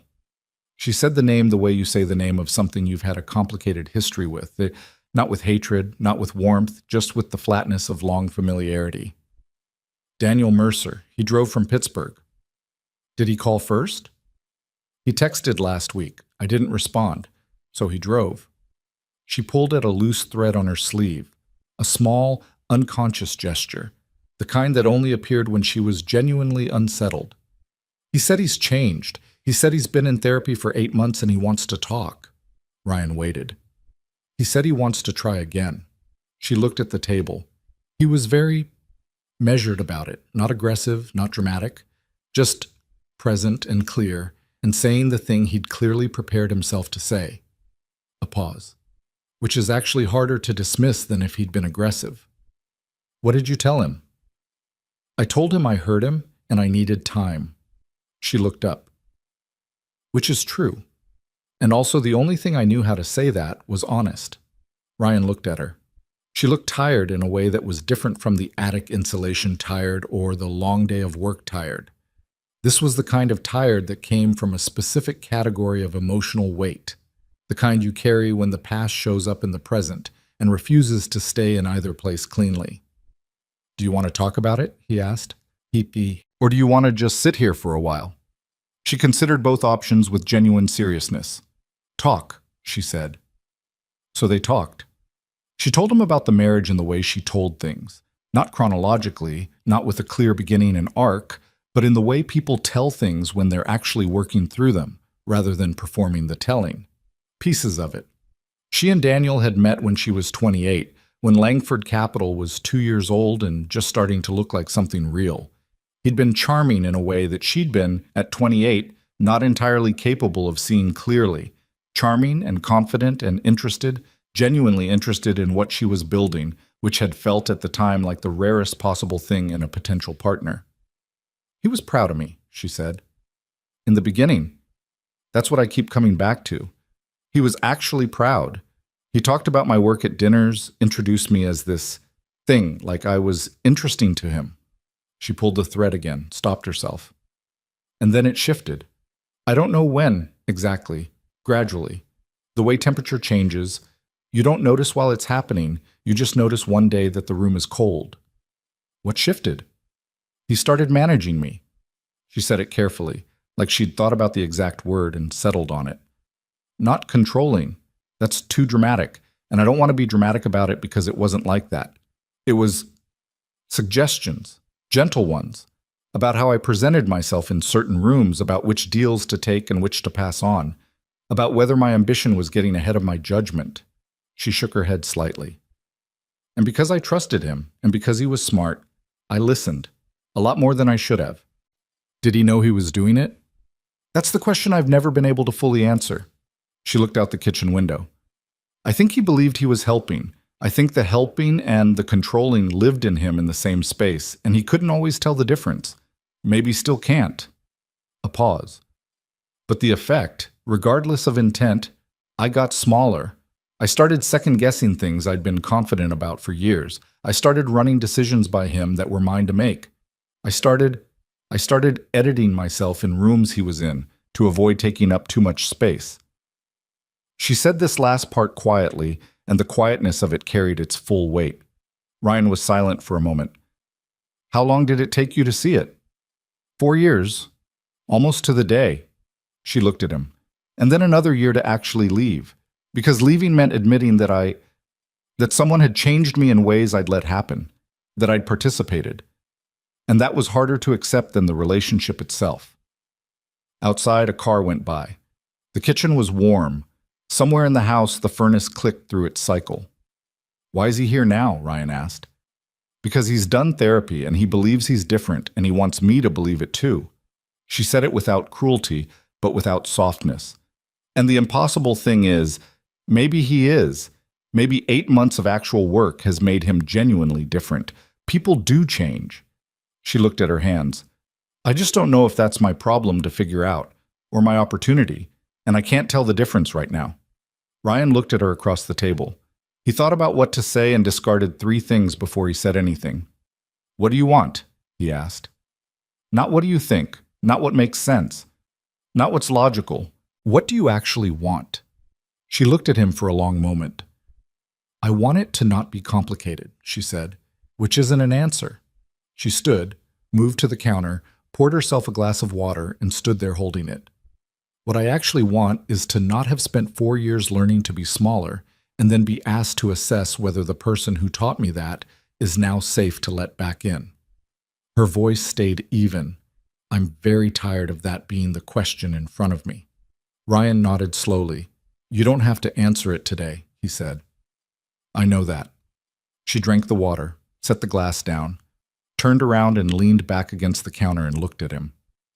I need to tell you something. He waited. Daniel is going to come back, she said. He said he'd give me space, but he's persistent when he's decided something. He'll be back in a week, maybe 2. She held his gaze. I want you to know that in advance, because he's going to ask about you. Ryan was quiet. He saw the house, she said. He knows someone's been here working on it, and he's perceptive. He'll ask. A pause. I don't know what I'll tell him. What do you want to tell him? She looked at him steadily. That you're my friend, she said. Which is true. And that this, she gestured vaguely between the kitchen and the window and the street beyond it, is something I'm not willing to compromise. She stopped. Which is also true. Ryan held that for a moment. Okay, he said. Okay? She looked like she was checking whether that meant what she thought it meant. You told me in advance. I appreciate that. And whatever you tell him about me, I'll back it up. He paused. But I want you to know something too. She waited. I'm not going anywhere, he said. Not because of him, not because of anyone. I'm here because this is where Lily and I live now. And because, he stopped, chose his words with some care, because the past 4 months have been the first 4 months in a very long time, where I felt like I was living my actual life instead of maintaining it. Victoria didn't look away. She looked at him with that direct registering look, and something in her expression shifted in a way he couldn't fully read but could feel the weight of. That's good, she said. The word was inadequate, and she seemed to know it. I'm glad. They stayed like that for a moment, in the warm kitchen, in the quiet of it. Then Lily's bus made its noise at the end of the block, and the moment dissolved into the ordinary business of the afternoon. Backpack at the door, shoe removal, immediate and detailed report of the day's events delivered at high volume, and the conversation was set aside in the way that conversations are when life picks back up around them. But it didn't go away. It sat between them and under them, and in the specific weight of the way Victoria said goodbye that afternoon, which was different from how she usually said it, and in the way Ryan stood at the porch and watched her cross the street and thought about what she'd said about getting smaller. He thought about how that was the last word you'd use to describe the woman he'd come to know. He thought about the 4 years it had taken her to see it. He thought about his own years, his own particular variety of shrinking, not at anyone's hand but at his own, the way he'd gradually reduced himself to function, to the reliable handling of things, until the person doing the handling had gotten so quiet he'd almost stopped being there. He went inside. That week Daniel Mercer sent flowers to the gray house across the street. Ryan saw the delivery from his porch, a large arrangement, expensive, tasteful. Victoria's response to them was not visible from across the street, but they disappeared from the porch within the hour, which could have meant she'd brought them in or put them back out for return, and Ryan had no way of knowing which. He did not ask. He understood that there was a line here. He understood it not because Victoria had drawn it explicitly, but because he knew her well enough by now to know where the line would be without needing it spoken. What he did do was show up in the ways that were already established and natural. Morning coffee, the county work, dinner sometimes, Lily's Saturday horse lessons. He showed up consistently and without making a production of it, because that was what he knew how to do, and because the consistency was not a strategy, but just the fact of him. On a Thursday in March, a gray afternoon, rain turning the street dark and the yard soft, Victoria appeared at his door at 4 o'clock, which was not her usual time. She was wearing her coat, and her expression was the one that meant something had happened that she was still processing. "He came back," she said. "Come in," Ryan said. She came in. She didn't take her coat off, stood in the entryway like she wasn't sure how long she was staying. "He came this morning. He was different from last time. He said he'd been thinking, and he wanted to say things he'd never said before." She stopped. "He apologized. Actually apologized, not the kind where you say, 'I'm sorry you felt that way.' He named specific things, specific moments." She shook her head slightly. "I wasn't prepared for that." "How did it go?" "I don't know. I don't know what to do with an apology that's accurate." She finally moved, came into the kitchen, sat at the table without the coat coming off. "I've spent 3 years being angry at him. The anger was clean, organized. I knew what to do with it." She put her elbows on the table. "An apology that's actually right disrupts the whole system. Do you still love him?" The question sat in the kitchen, and neither of them moved for a second. "No," she said. She said it without hesitation, but also without satisfaction, the way you say something you've already made peace with. "I did. And then I spent 4 years learning not to, and by the time I left, I was mostly done with it, and in the 3 years since I finished the job." She looked at him. "But the apology still matters. That's the part I wasn't prepared for. You cannot love someone and still need to hear a real apology from them. Those two things aren't connected." "No," Ryan said. "They're not." She looked at him then, and he had the sense that she was deciding something, turning it over one last time before setting it down. "He asked if there was someone else," she said. Ryan held very still. "I told him that wasn't the right question," she said. "I told him the question was whether I was happy where I was and whether I wanted what he was offering. And the answer to the first was yes, and to the second was no." She paused. "He didn't take that well. He wasn't cruel about it. He just left."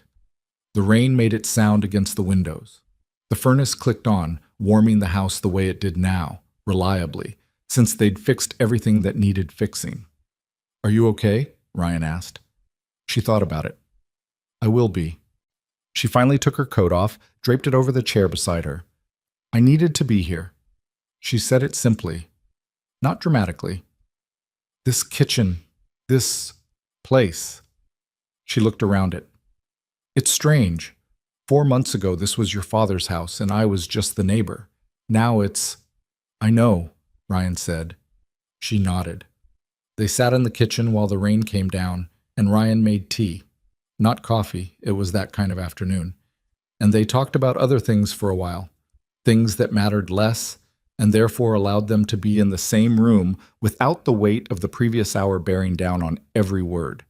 He told her about a veteran he'd been working with, a man named Gerard, who'd served 2 tours and come back to nothing and was 2 weeks away from securing transitional housing after 4 months of Ryan navigating the system on his behalf. She told him about a property acquisition in Vermont that had gone sideways when the seller pulled out at the last minute, and Marcus had, characteristically, declared it a catastrophe of biblical proportion. "Is it?" "It's a setback. We'll find another property." She wrapped her hands around her tea mug. "Marcus experiences all setbacks as catastrophes. It's consistent, at least." "That's something." "It really is." She looked at him over the rim of the mug. "Thank you for not making today into a bigger thing than it needed to be." "It was already a big thing," Ryan said. "You know what I mean." He did. She meant he hadn't turned it into a conversation about what they were to each other, hadn't used Daniel's appearance as a catalyst to force a definition or a confrontation. He'd just been here, in the kitchen, making tea. "You don't need me to make things harder than they are," he said. "No?" She held the mug. "I don't." Lily came home at 4:30 to find them at the kitchen table and declared with complete confidence that they needed to play rummy and that she was going to win. Victoria, who had been losing at rummy to Lily for 3 months and had developed a genuine competitive relationship with these defeats, said she had a new strategy. Lily said strategies didn't help when you were playing against a natural talent. "A natural talent," Victoria repeated, looking at Ryan. "I know," Ryan said. "She's been calling herself that for about 2 weeks. Is she wrong?" He looked at his daughter, who was already shuffling cards with the focused intensity of someone preparing for something that mattered. "Probably not," he said. They played 3 rounds. Lily won 2 of them and lost 1 badly, a loss she attributed to a shuffling irregularity that both adults declined to dispute.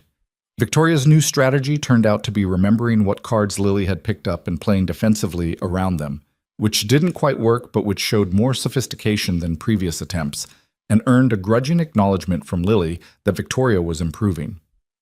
"You're almost good," Lily told her. "Thank you," Victoria said. "That's the nicest thing you've ever said to me." Lily considered whether this was a joke, decided it wasn't. "You're welcome," she said, and started gathering up the cards.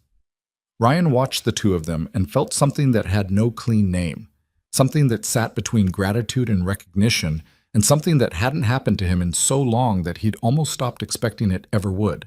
The feeling of being in exactly the right place at exactly the right time, not because everything was easy or clean or resolved, but because the people around him were real and the house was warm and outside the rain was doing what rain does, which is come down without asking permission and make everything smell like the earth has just remembered what it is. Victoria left at 7. At the door, she said goodnight to Lily, who hugged her with the unself-conscious directness of a child who has decided that someone belongs in the category of people you hug. And then she looked at Ryan for a moment in the doorway and said nothing, and he said nothing, and that was its own kind of conversation. He watched her cross the street in the rain, her coat pulled close, the new forest green shutters of her house bright even in the gray evening. He closed the door. He stood in the hallway for a moment with his hand still on the latch. "Daddy," Lily said from the kitchen. "We forgot to eat dinner." He laughed. He walked back into the kitchen. He opened the refrigerator and started figuring out what they had. The rain came down. The house held the warmth it had been taught to hold.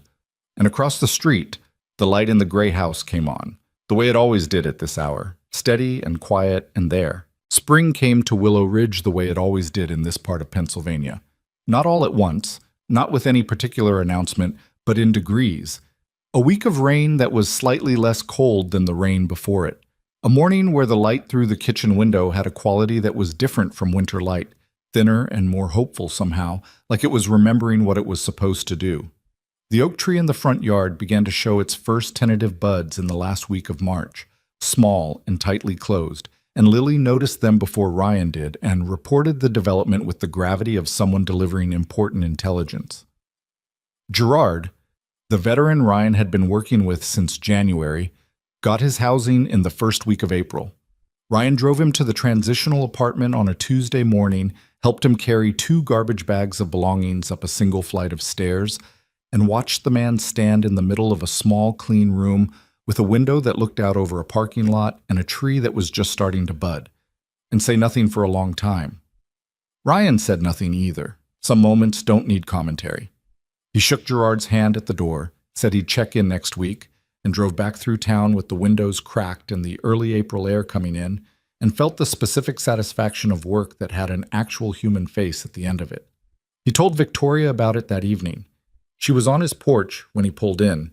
She had a habit, increasingly, of ending up there in the late afternoon, sometimes with her laptop doing the last hour of her own work, sometimes just sitting with coffee, in the way of someone who had claimed a space gradually and without making a formal declaration about it. She listened to the Gerard story without interrupting, and when he was done, she said, "He'll be okay now.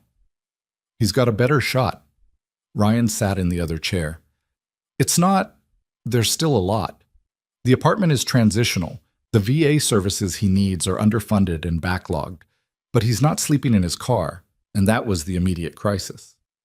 He stretched his legs out. One thing at a time. Victoria looked at him.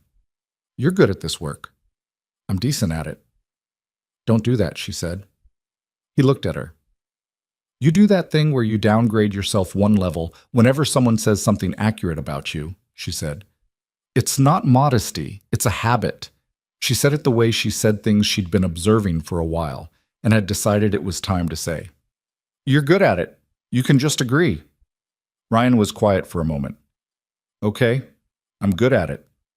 There you go. He looked out at the street. The evening was mild, genuinely mild for the first time since November, and the neighborhood had responded to this by sending people outside. A woman 2 doors down was walking a dog. A man across the street was doing something to his mailbox that seemed to involve a level and a lot of uncertainty. Ordinary spring evening activity, life returning to its outdoor register. You do it too, Ryan said. Victoria looked at him sidelong. Do what? Downgrade. You just do it differently. You state facts about yourself and then add something that distances you from the good of them. I'm better at the financial architecture than I am. I mean that honestly, not modestly. He did a reasonable impression of her neutral delivery. That qualifier. You use it to preemptively deflect being seen as someone who thinks well of themselves. She was quiet for a beat longer than usual. That's, she started. Accurate, he said. She looked at him with the expression she got when she was recalibrating, when something had landed with enough precision that she needed a moment before responding. Yes, she said, annoyingly. I've been studying your range, he said, professionally.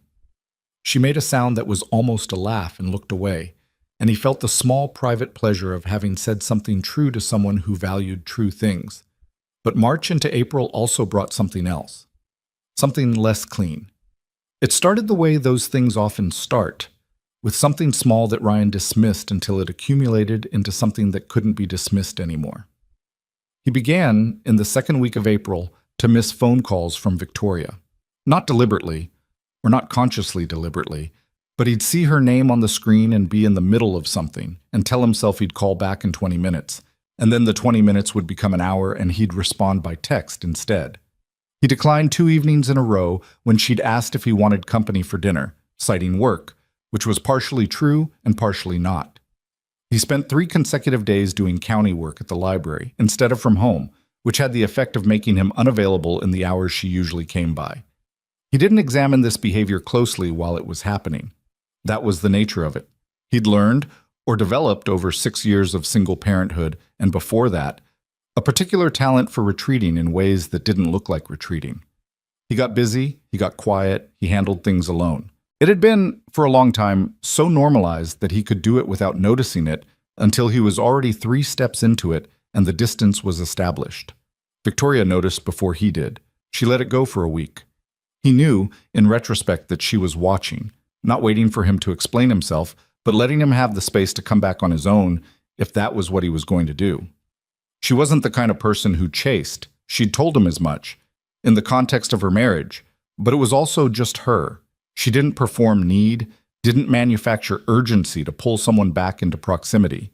She let things be what they were and waited to see if what they were would sustain. After a week, she came to the door. It was a Saturday afternoon, Lily at the equestrian center with a friend from school and a friend's parent doing the driving. Ryan was at the kitchen table with the county spreadsheet open and a level of genuine engagement with it that was approximately 40%, the other 60% going nowhere productive. He opened the door and saw her face and knew immediately that this was not a casual visit. "Can I come in?" she asked. She was already inside the tone she used when she was going to say something that required precision. "Yeah." He stepped back. She came in. She didn't sit, stood in the kitchen, arms not quite crossed, coat still on. She looked at him directly. "You've been pulling back," she said. Not an accusation, a statement of observed fact, in the register of someone who has decided that naming a thing is more useful than waiting to see if the other person will name it first. Ryan opened his mouth. "Don't tell me you've been busy," she said. "You've been busy before. This is different." She held his gaze. "Something shifted, and I've been waiting a week to see if you were going to come back from it on your own, and you haven't. So I'm here." He looked at her. He thought about several things to say and didn't say them. "You're right," he said finally. "Okay." She waited. He pulled out a kitchen chair and sat in it, not because he needed to sit, but because standing felt like the wrong posture for what he was about to try to say. He put both hands flat on the table and looked at them. "I don't know exactly what set it off," he started. It wasn't one thing. It was more like I had a week where I could see clearly what was happening between us, what it was becoming. And I panicked." He paused. "Quietly, which is how I panic." Victoria sat down across from him. She didn't say anything. She was giving him the room. "I have a habit," he said. "I've had it for a long time. When something starts to matter, really matter, not in the logistics sense, I find a reason to be somewhere else. I get very busy. I get very useful to people who need me at a convenient professional distance." He looked up. "I've been doing it my whole adult life, and I'm 32 years old, and I recognize it now in a way I didn't used to, which is progress of a kind, but which doesn't automatically stop me from doing it." Victoria was quiet for a moment. "What were you afraid of?" He thought about the honest answer. He owed her the honest answer. "That I'd need something," he said, "from you specifically, and that I'd either not get it or I would get it, and then I'd have something to lose." He let that sit. "I've been a long time without having something to lose in this particular way. It's easier, not better, but easier." She looked at him steadily. He could see her processing it, not judging, actually processing, filing it against what she knew of him and checking it for accuracy. "Can I tell you something?" she said. "Yes." "When Daniel left, the first time after I'd finally asked him to, I spent 3 months being very competent." She said the word with a slight dryness, the edge of self-awareness around it. "I ran my company. I closed 4 deals. I hired 2 people and restructured a team. I was extraordinarily productive. I was also not present for a single thing I did in those 3 months, because being productive was how I was not feeling what I needed to feel." She folded her hands on the table. "I know what it looks like when someone is using their competence as a place to hide. I've done it myself. I recognized it in you this week." Ryan was quiet. "The difference between you and me," she said, "is that you came back from it a little faster." A pause. "I stayed in the productive hiding place for almost a year." "That's not a competition I wanted to win," Ryan said. "No, but it's context." She looked at the table, then back at him. "I'm not angry. I want to be clear about that. But I need you to know that I'm not someone you can disappear on without me noticing. I've been disappeared on before. I pay attention now." She said it without heat, but with a firmness that was not negotiable. "If you need space, ask for it. If something's happening that you don't know how to say that. I can work with honest. I can't work with the version where you just quietly get farther away and hope I won't notice." Ryan looked at her. He felt something that was specifically uncomfortable. Not the discomfort of being attacked, but the discomfort of being seen precisely and knowing the scene was deserved. "I hear you," he said, "and I'm sorry, not a general sorry, for specifically doing the thing that you just described." He held her gaze. "It won't be the last time something scares me. I can't promise that, but I can promise to not do the quiet disappearing version of it again." She held that for a moment, checking its weight. "Okay," she said. Not easily. She let the word carry the condition that it came with, which was that it was okay this time, noted and processed, and the next time would be a different conversation. He understood the full sentence even though only one word of it was spoken. "I need to ask you something," he said. "Go ahead." "The night you told me about Daniel, you said this—" He gestured between them, between the kitchen and the street, and everything that had accumulated over the months. "Was something you weren't willing to compromise." "Did you mean what I think you meant?" She looked at him. "Yes," she said, simply. "I need you to say what you meant," he said.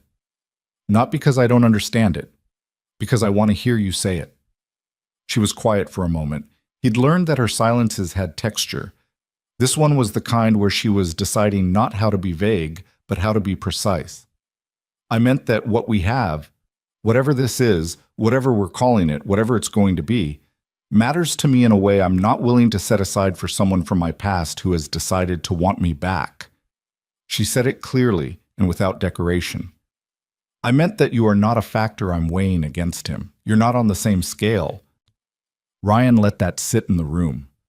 Something in him, the part that had been quietly terrified for the past week, that had been handling spreadsheets in a library to avoid having to feel the full dimensions of what was happening. That part settled. Not resolved, not finished. Just stopped being afraid of itself for a moment. Okay, he said. Okay, she said back. They sat there for a moment in the kitchen, the afternoon light coming through the window at the angle it had in April, different from March, warmer in color, though not yet warm enough to be summer. The house smelled like coffee and old wood, and the particular combination that had become, over the past 5 months, just the smell of the house. Home. Not a loaded word anymore, just a fact. I want to tell you something too, he said. She waited. My ex, Maya, I don't talk about her much, not even to myself, because there's not much anger there, and the absence of anger always made the story feel like it wasn't dramatic enough to deserve space. He looked at the table. She left when Lily was 3 months old. She couldn't handle it. I understood that. I don't blame her for it now. Haven't blamed her for a long time. He paused. But what I did with it, what I made out of that, was decide that needing people was a liability. That if you needed someone and they couldn't deliver, the problem was the need, not the delivery. So I systematically made myself need less. Victoria was listening the way she listened, completely, without filling the air. I got very good at it, he said, at not needing things, at being the one who handled everything. And there was a version of that was genuinely necessary. Lily needed at least one parent who was solid, so I was solid. But at some point I stopped being able to separate the necessary part from the rest of it. It all became the same thing, taking care of everything, needing nothing, being useful and reliable and asking for nothing back. He looked up. And then I came back here. And my father was gone, and I had 4 months of coffee and broken windows, and a woman who told me when my glazing was 65% instead of good. He almost smiled. And I started to remember that I had a self in here that wanted things, which is terrifying when you've spent 6 years teaching yourself not to. Victoria held his gaze. Her expression had that quality it got sometimes, well, not soft exactly, but open in a way she rationed. What does it want? She asked. The self. He looked at her across the kitchen table. In the house his father had left him, in the town he'd driven away from and come back to, and decided to stay in for reasons that had kept clarifying themselves with every month that passed. This, he said. He meant it exactly as broadly as it sounded. The house, the work, the morning coffee, and the rummy games and the equestrian center on Saturdays. Lily's invented songs and his father's tools in the garage, and the knowledge that across the street was someone who knew where everything was and told him what was wrong and showed up with a furnace lighter at 6 in the morning in her pajamas without being asked. All of it, the specific, imperfect, unremarkable shape of a life that was actually his. Victoria didn't say anything for a moment. Then she reached across the table and put her hand over his. Not dramatically, just set it there, her hand on his, the way you set down something you've been carrying for a while and have finally decided can be put down. He turned his hand over. She let him. They stayed like that for a moment, in the quiet kitchen, in the afternoon light. Then her phone buzzed on the table. Marcus, the screen said. And she made a sound that was half sigh, half resigned laugh, and picked it up and said, Marcus, if this building is not actually on fire. A pause, listening. That's not a fire. That's a negotiation. Tell them we'll respond Monday. She ended the call and set the phone back down. Ryan looked at her. Building not on fire, she confirmed. Good. He's going to kill me, she said. 40% of his emergencies are Mondays. You said 20% were real. I've revised the estimate upward. He's been improving. She picked up her phone and typed something brief to Marcus. He gets better under pressure, worse under uncertainty. We're all like that. Ryan looked at his own hands, the calluses from the past months of work, The window glazing, the bathroom tiles, the subflooring, the insulation were still there, softening now, but visible. He'd grown them in this house, working alongside this woman, learning things he should have already known, and finding out he didn't mind the learning. "Can I tell you one more thing?" he said. "You don't have to ask," she said. "I know." He looked at her.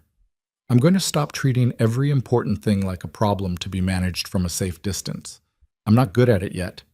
I'm going to be bad at it sometimes and pull back and then have to come back to conversations like this one." He paused. "But I'm going to try. Actively, not just in theory." She looked at him steadily. "That's all I'm asking for." "I know that too." He looked at the table. "I just wanted to say it out loud. It makes it more real when I say it out loud." "Yes," she said. "It does." Lily came home at 5:30, sunburned and triumphant, full of a detailed account of a new technique she'd learned for posting trot that she was convinced was going to change her entire equestrian career. She dropped her bag, kicked her shoes off with more force than the situation required, and launched into the account while Ryan made dinner and Victoria, who had stayed without it being discussed, chopped the vegetables Ryan handed her.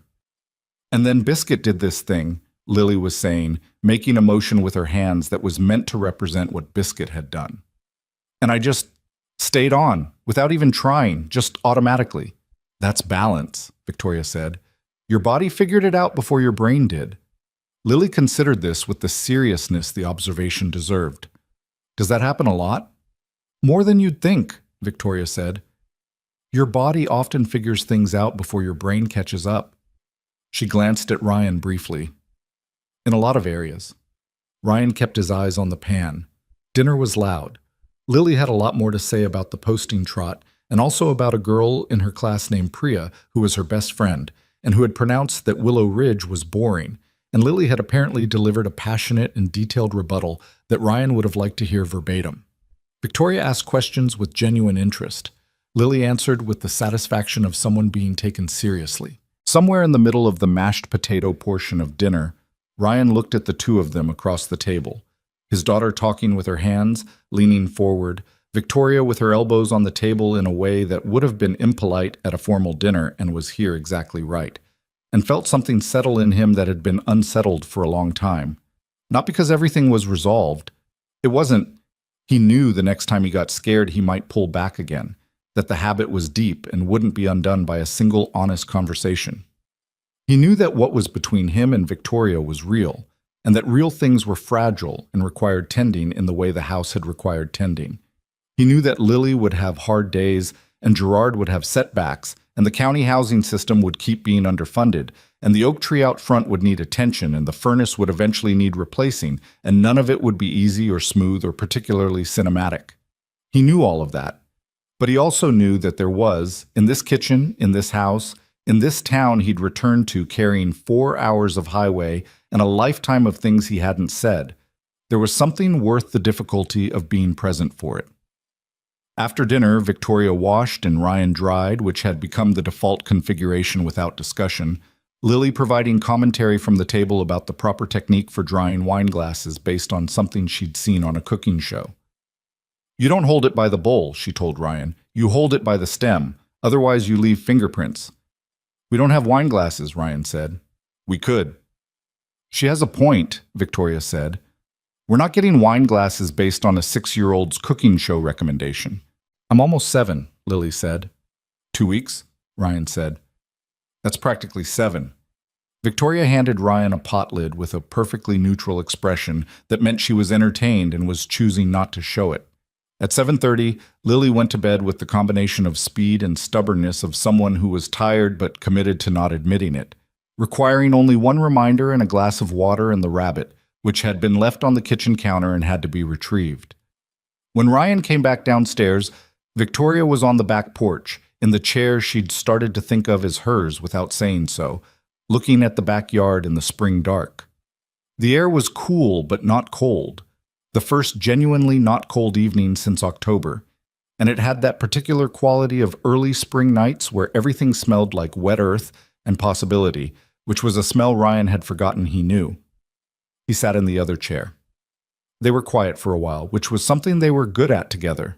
The kind of quiet that wasn't empty, that had texture and ease, the kind that people only achieve when they're comfortable enough with someone to not need to fill the space between them. "I owe you an apology," Ryan said. "A real one. For this past week." "I know," she said. "I heard it earlier. I wanted to say it again, out here." He looked at the yard, at the dark shapes of the things Harold had planted and tended. "It counts more, somehow." She looked at him. "Why?" "Because my father used to sit out here when he'd done something he needed to sit with." He hadn't known that until he heard himself say it, and then he knew it was true. A memory surfacing. Harold on the back porch at night, quiet, after the kind of days that required quiet. "I used to think he was just looking at the yard. Now I think he was doing something else."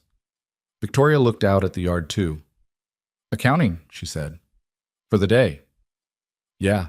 He settled back in the chair. "Something like that." The night sounds of Willow Ridge settled around them. Insects just beginning their seasonal work. A dog somewhere on the next street. The distant sound of a television through someone's open window. Ordinary and specific to this town, to this season, to this particular Tuesday night, in April of a year that had started with a phone call and a cold highway, and the quiet of a house waiting to be lived in again. "Ryan," Victoria said. "Yeah." She was quiet for a moment, looking at the yard. "I'm not easy to be with," she said. "I want to be clear about that before this—" She paused. "Before we go further into whatever this is. I'm direct in ways that bother people. I don't soften things naturally. I notice structural flaws before I notice beauty, and sometimes that makes me hard to be around when someone just wants someone to say a thing is beautiful." She turned to look at him. "I've been alone long enough that I've gotten particular about my time and my space. I'm going to need you to tell me when I'm being too much of those things, because I'm not always aware of it from the inside." He held her gaze. He understood that this was her version of what he'd said at the kitchen table. The reciprocal offering, the thing you put on the table when someone has put something on the table and you want them to know you're doing the same. "I'm not easy either," he said. "I go quiet when I'm scared, and I'm scared more than I show, and I have a 6-year-old who has strong opinions about wine glasses and French-speaking horses, and is going to talk about posting trot at dinner for approximately the next month." He paused. "And I'm still figuring out how to be a person who asks for things. I'm going to be slow at it." "I'm patient," she said, "when it matters." "I know." She looked back at the yard. He looked at the yard. The night continued its quiet business around them. "I'm going to go home," she said after a while. "I have an early call with Dana." "Okay." She stood. He stood. They were in the doorway of the back porch, the light from the kitchen behind them and the dark yard in front, and she looked at him for a moment with something that was not complicated, was in fact the least complicated thing he'd seen from her in 5 months. Clear and present, and exactly what it was. She put a hand against his jaw briefly. Not a question, not a statement, just contact. The specific weight of another person's hand against your face, which is one of those things you stop noticing and then notice again when it happens after a long time of not happening. "Good night," she said. "Good night." She went through the house and out the front door and across the street to the gray house with the forest green shutters. Ryan stood at the front window and watched the light come on inside, the way he did most nights, the way that had become its own kind of habit, not anxious, not longing, just checking. The way you check on things you want to see are still there. It was. He turned off the porch light and locked the front door and went upstairs to look in on Lily, who was asleep with the rabbit tucked under one arm and her mouth slightly open, and the expression of someone who had used the day completely and was now in the full business of recovery. He stood in the doorway for a moment. Then he went to his own room and lay on top of the covers in the dark and looked at the ceiling and did not think about the spreadsheets or the appointments or the things that needed to be done. He thought about his father on the back porch, accounting for the day. He thought about what accounting would look like if he did it honestly. He'd asked for something today. He'd said what he was afraid of and what he wanted, out loud, in a kitchen, to someone who told him when his glazing was 65%. He'd stayed in the room instead of getting busy somewhere else. He'd let someone put their hand on his face and not tried to make it into something manageable and contained. The oak tree moved in the wind outside the window. The house was quiet. The furnace ran its cycle and pushed warmth through the rooms. He was still afraid. He was going to be afraid tomorrow, and the day after, and probably for a long time. Fear didn't stop being fear just because you decided to stop letting it run the show. But he was here. He closed his eyes. The house held him the way it had been holding people for 40 years. Imperfectly, with all its settled floors and its history in the walls, and the particular sound it made in wind that you had to learn before you could stop startling at it. Imperfectly, but completely. That was enough. The morning of Lily's 7th birthday arrived with the specific chaos that Lily herself seemed to generate in the hours surrounding any event she'd been anticipating. Ryan was awake at 6 because Lily was awake at 6, standing in his doorway in her pajamas with the rabbit under one arm and the expression of someone who had been patient long enough and required the day to begin immediately. "It's my birthday," she announced. "I know," Ryan said into his pillow. "I'm 7. I know. That's a whole year older than 6. He rolled over and looked at her. She was backlit by the hallway light, hair catastrophic from sleep, one sock on and one inexplicably missing, radiating the particular energy of a child who has decided that today is important and needs the adults to match the frequency. He felt the familiar combination, the sharp love and the weight of being the only one, and underneath it, something that had been quietly changing over the past several months. A kind of lightness at the edges that hadn't been there before. "Happy birthday, Bug," he said. She launched herself onto the bed with the full commitment of someone who had been waiting approximately 6 days to do exactly this. And he caught her and absorbed the impact and held her, and she smelled like sleep and the detergent he used on her pajamas. And she was 7 years old, and she was healthy, and she was happy in the particular way of a child who has landed somewhere that feels right. He held that for a moment before the day got going. Victoria came over at 8 with a box from the bakery on Merchant Street, the one run by a woman named Sylvie, who did not sleep, as far as anyone in Willow Ridge could tell, and who had made a cake that Lily had specified in full detail 6 weeks prior, vanilla, with strawberry between the layers and a horse on top. And the horse did not need to be purple, but it could be if Sylvie wanted. Sylvie had made it purple. Lily declared this the single best decision of the entire year, and Ryan made a mental note to tell Sylvie that when he paid. They did not do anything dramatic for Lily's birthday. That had always been Ryan's instinct. Not the enormous production, not the rented venue with 30 children and a party coordinator. Just the people who mattered, the food she wanted, the space to be celebrated by people who actually knew her. They had breakfast in the kitchen, the 3 of them, with the purple horse cake sitting on the counter waiting, and Lily opened her presents, a book about horse breeds from Ryan, a set of drawing pencils and a pad of good paper from Victoria, and a hand-whittled wooden horse that Victoria had ordered from a craftsman in Vermont, which Lily received with the reverence of something that was going in the permanent collection. "It looks like biscuit," Lily said, examining it. "I described biscuit to the man who made it," Victoria said. Lily looked up at her. "You described biscuit?" "From what you told me. Brown, stocky, kind eyes, scar above the left knee from a fence incident in 2021. Lily looked at the horse, then at Victoria. Something was working in her face. That Harold jaw set, the deliberating expression. Then she stood up from the table and walked around to Victoria's chair and hugged her with both arms and the rabbit still in one hand. And Victoria, who was not generally a person who was surprised by things, looked very briefly, completely surprised. Her hand came up and rested on Lily's back. Ryan looked out the kitchen window at the oak tree, which had gone full green over the past weeks, and was now in its summer fullness, 32 years of growing culminating in this particular shade of July morning green. He didn't trust his face right now, and he knew it.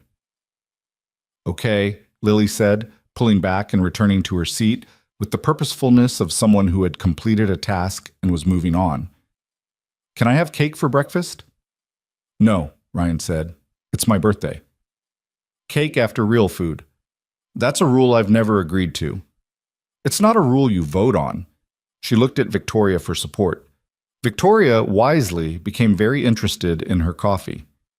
"No help from that direction," Ryan said. Lily accepted this with the philosophical resignation of a child who has learned to identify unwinnable battles. She ate her eggs. The birthday party was that afternoon. Small, just 3 of Lily's friends from school and their parents. The backyard strung with the lights that had been heralds and that Ryan had found in a box in the garage and restrung along the back fence. The adults stood around in the mild July afternoon, while the children conducted the business of being children with the intense focus that children bring to things they've decided are important, which on this afternoon included a game of their own invention that appeared to involve racing and counting and a system of rules that changed whenever one of them was about to lose. One of the other fathers, a man named Tom, whose daughter Clara was Lily's closest friend from school, stood with Ryan at the fence while their daughters played and said, "You been here what, 8 months now?" "About that," Ryan said. Tom nodded. He was a straightforward man, a contractor who'd been born in Willow Ridge and intended to die there, and found the space between those 2 points largely satisfactory. Ryan had come to like him in the specific way you come to like people who are exactly who they appear to be. "You seem like you fit," Tom said.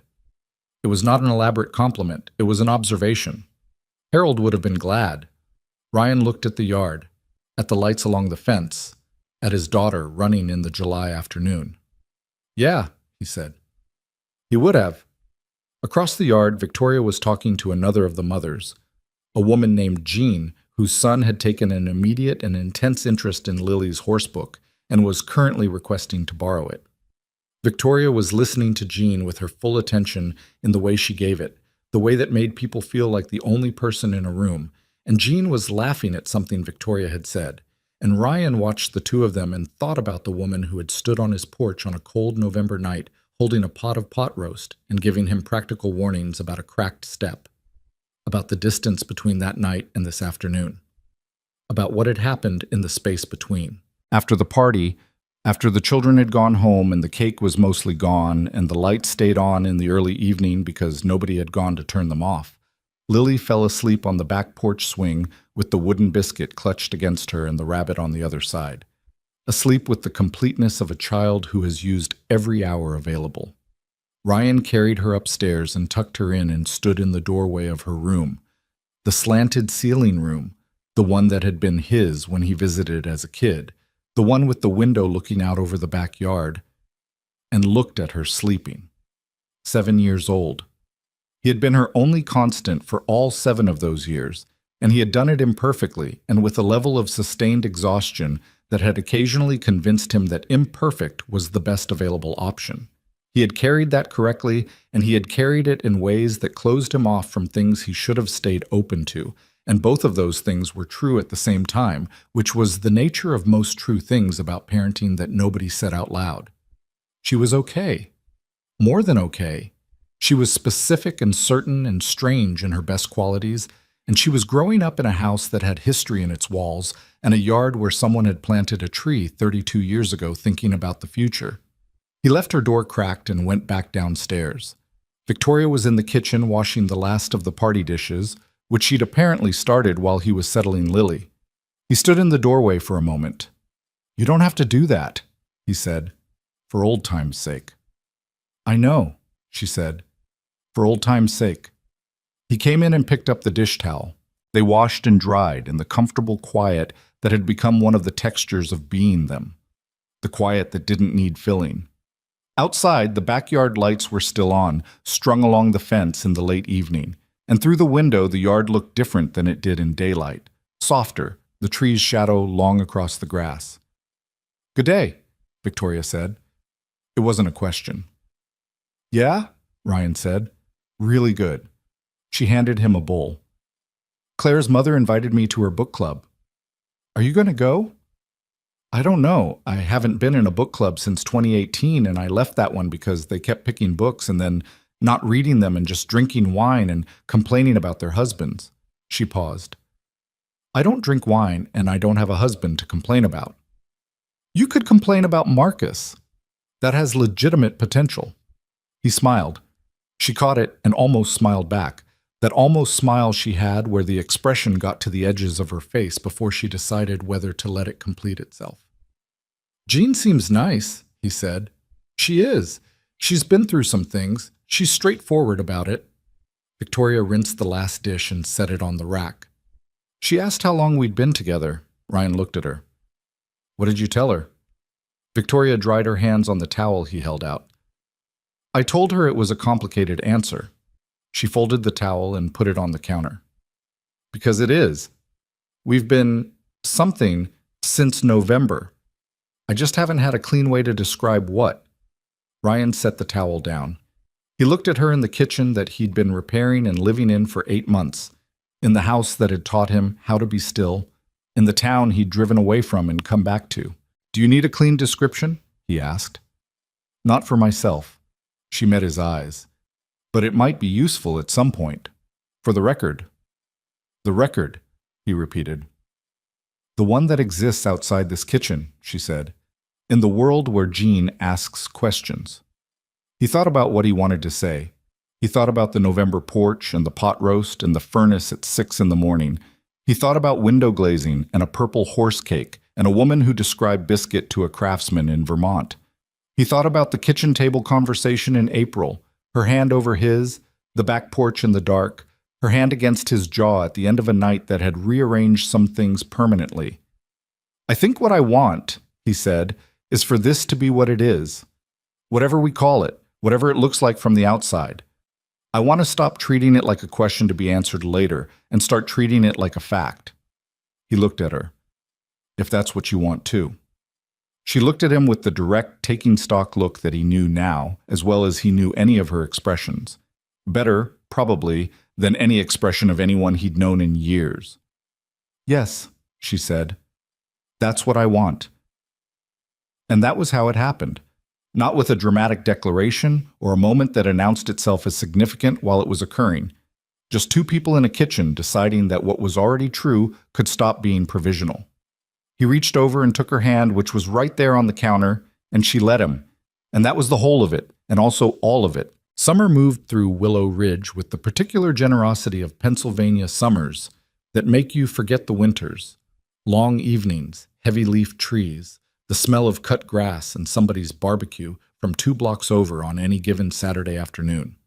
Ryan's work with the county housing organization had grown beyond the consulting arrangement into something more structured. The organization's director, a woman named Patricia, who had been running underfunded programs for 20 years, with the grim determination of someone who had long since stopped expecting adequate support and learned to make things work anyway, offered him a formal position in June. He said yes without taking very long to think about it. The work was hard in the way work is when the stakes are human.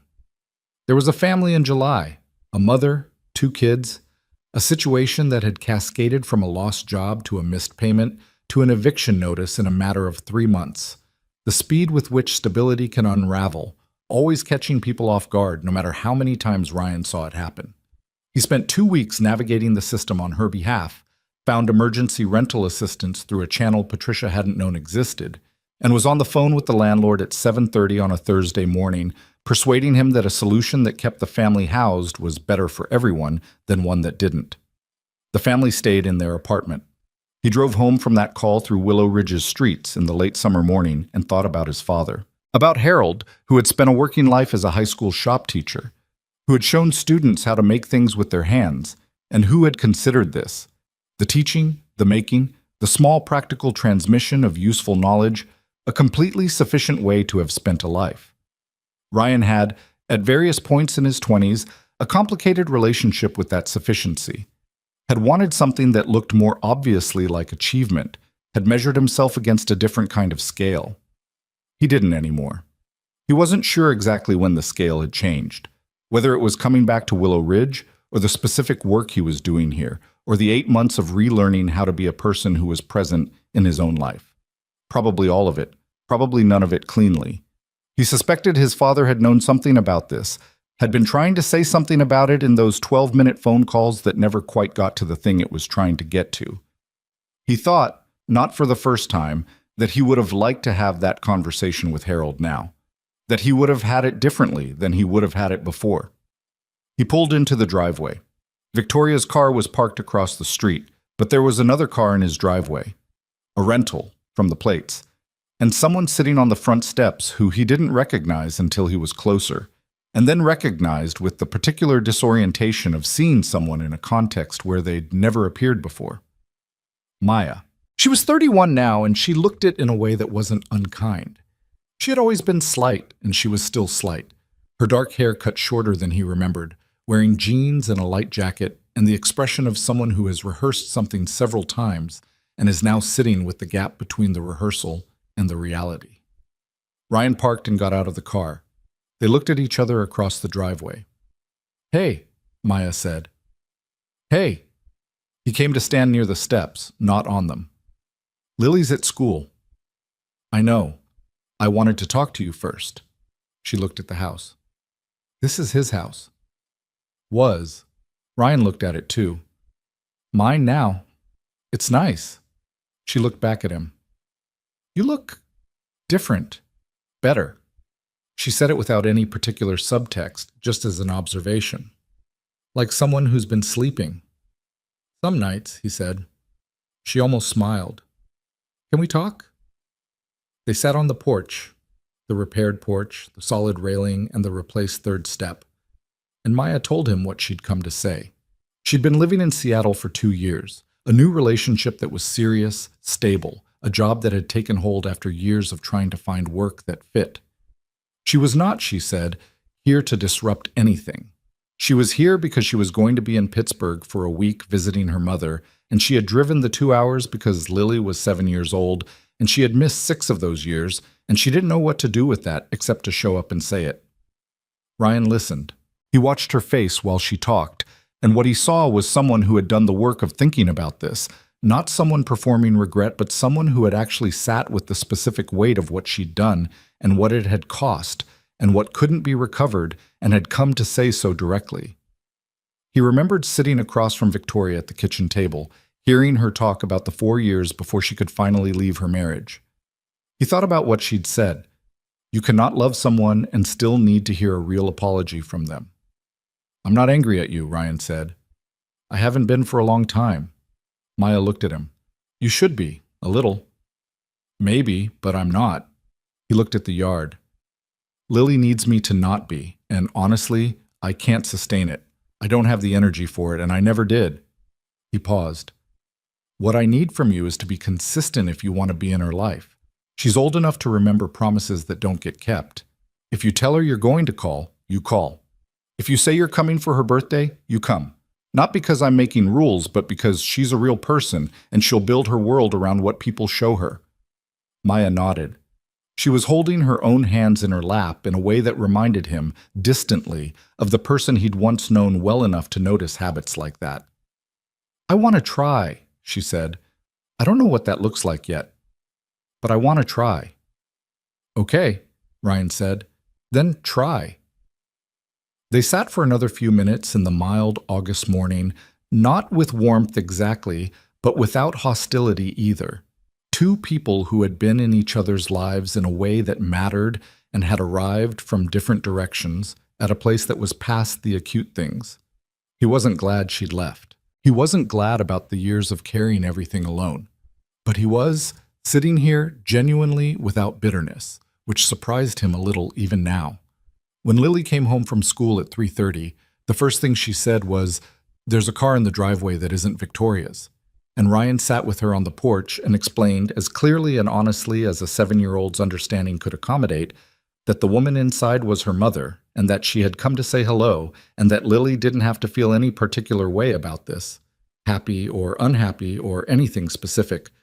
She just had to be herself. Lily listened with her processing expression. Then she said, "Does she know about Biscuit?" "You could tell her," Ryan said. Lily thought about this. "Okay," she said, and went inside. Ryan sat on the porch for a moment after that. He heard, through the screen door, the sound of voices, Lily's immediate and declarative, launching into Biscuit before any formal pleasantries, and something that might have been Maya laughing, surprised by the velocity of her daughter's personality. He looked across the street.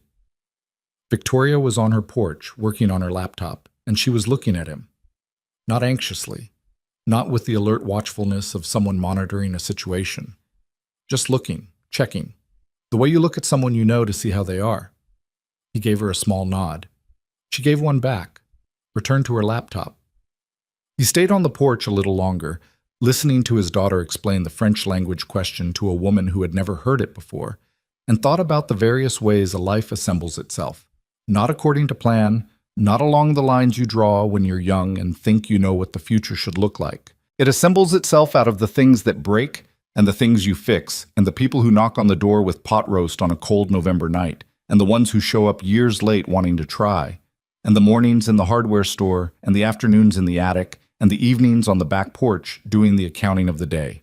It assembles itself out of all of it, the whole imperfect inventory. Maya stayed for 2 hours. She had dinner with Lily and Ryan, somewhat awkward in the way first things are, nobody pretending otherwise, and left with a promise to call on Sundays, which she shook Ryan's hand over with a kind of formality that he understood was her way of saying she meant it.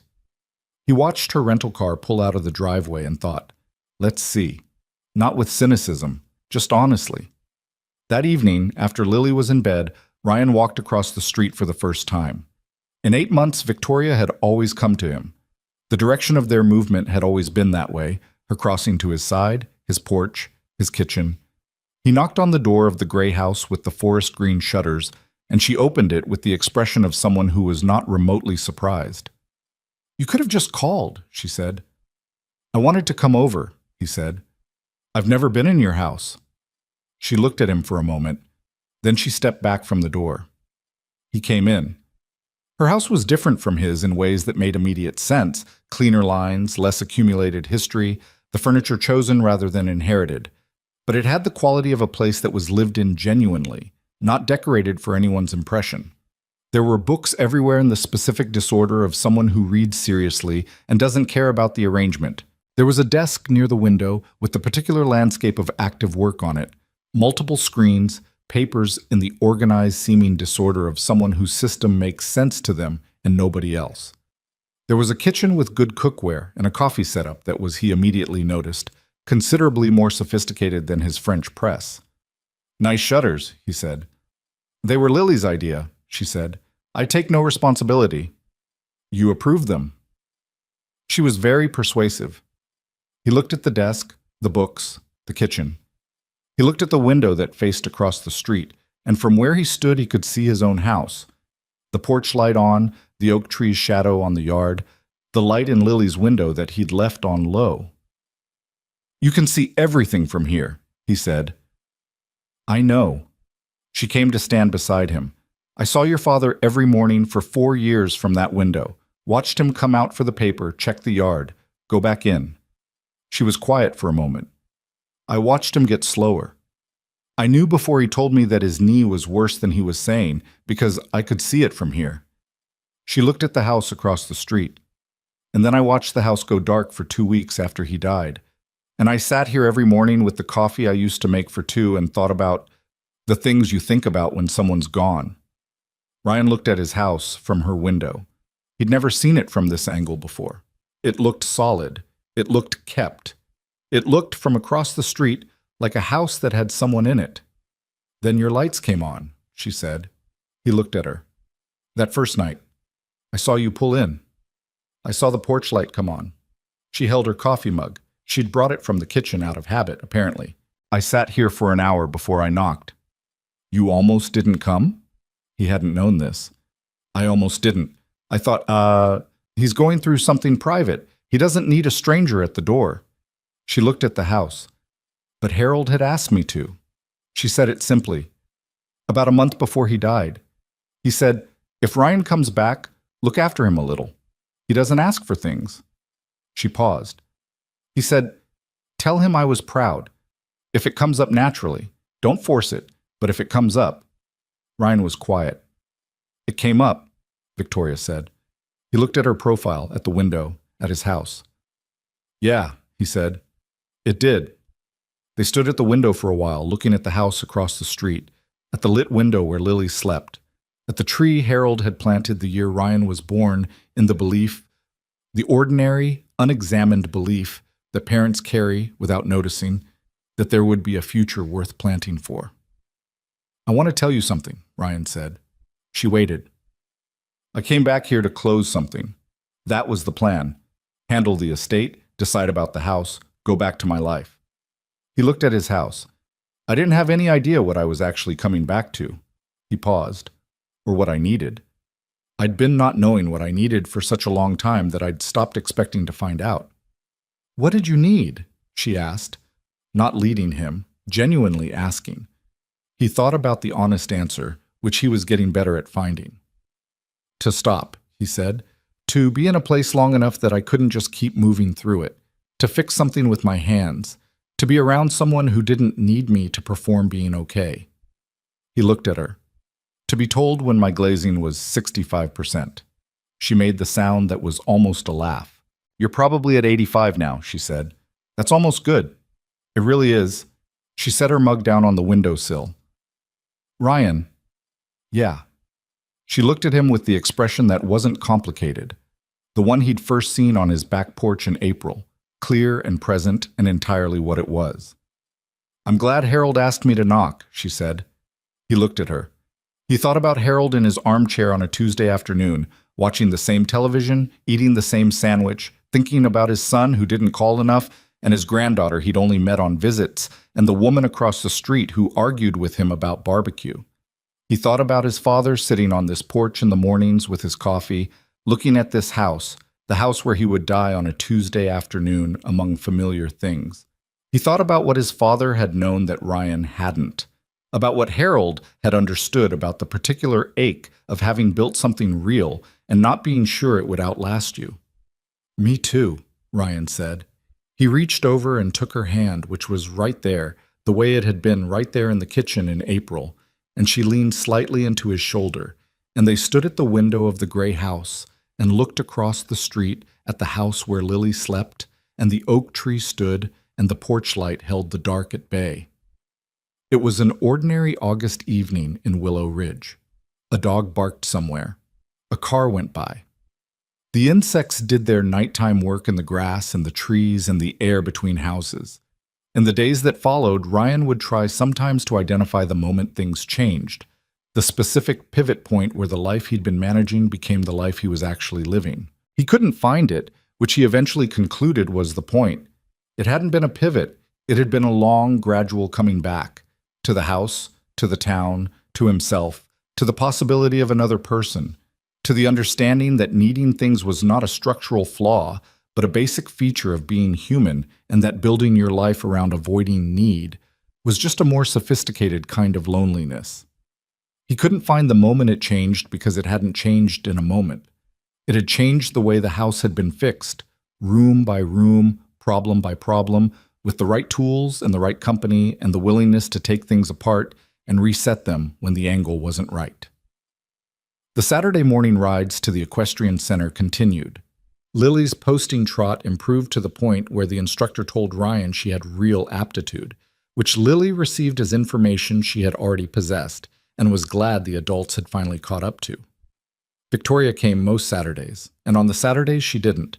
Lily reported the session to her afterward in full detail, and Victoria asked specific questions that demonstrated she'd been paying attention to the previous week's report. Gerard got a permanent apartment in September through a program that Ryan had helped the county organization apply for and win. Ryan drove him to the signing.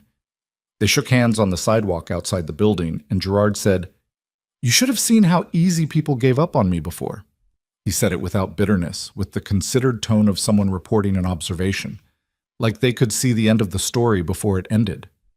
A pause. You didn't do that. Ryan thought about that on the drive home. About the stories people got assigned before they'd finished being written. About the story he'd assigned himself for years. The reliable one. The one who handled things, the one who didn't need. And how thoroughly he'd lived inside it until circumstances forced a different accounting. He pulled into the driveway on Merchant Lane. The oak tree was turning. October had come in, and the leaves were going the colors they went in this part of Pennsylvania, orange and deep red and a yellow that was almost gold. And the tree that his father had planted the year Ryan was born was doing what it had done every October for 32 years, going brilliant before it went bare, spending everything it had before the winter required the conserving. He sat in the car for a moment and looked at the tree. Then he went inside. Victoria was at the kitchen table with her laptop and 2 mugs of coffee, which she'd made from the better machine she'd eventually brought over from her house. Because, as she'd said, she spent enough time in this kitchen that it was a reasonable quality of life investment. She looked up when he came in. How'd it go? Good. He sat down across from her. Really good. She pushed one of the mugs toward him. He took it. They sat in the kitchen in the October afternoon, work and coffee and the sound of the house settling around them. Through the window, the tree was brilliant against the gray October sky, and in her room upstairs, she'd been there when Ryan left, drawing horses at her desk with the new pencils. Lily was probably still drawing, adding to the collection that had been filling pages since June. Horses in fields and horses in stables and horses on hills, and at least 2 that appeared, based on their context in the drawings, to be in France. I was thinking, Ryan said. Victoria looked up from her laptop. About the back porch. He'd been thinking about it for a few weeks. The porch they'd worked on together, the third project, after the railing and the windows, had been functional for months now, but it wasn't quite finished. The decking boards were new but unpainted.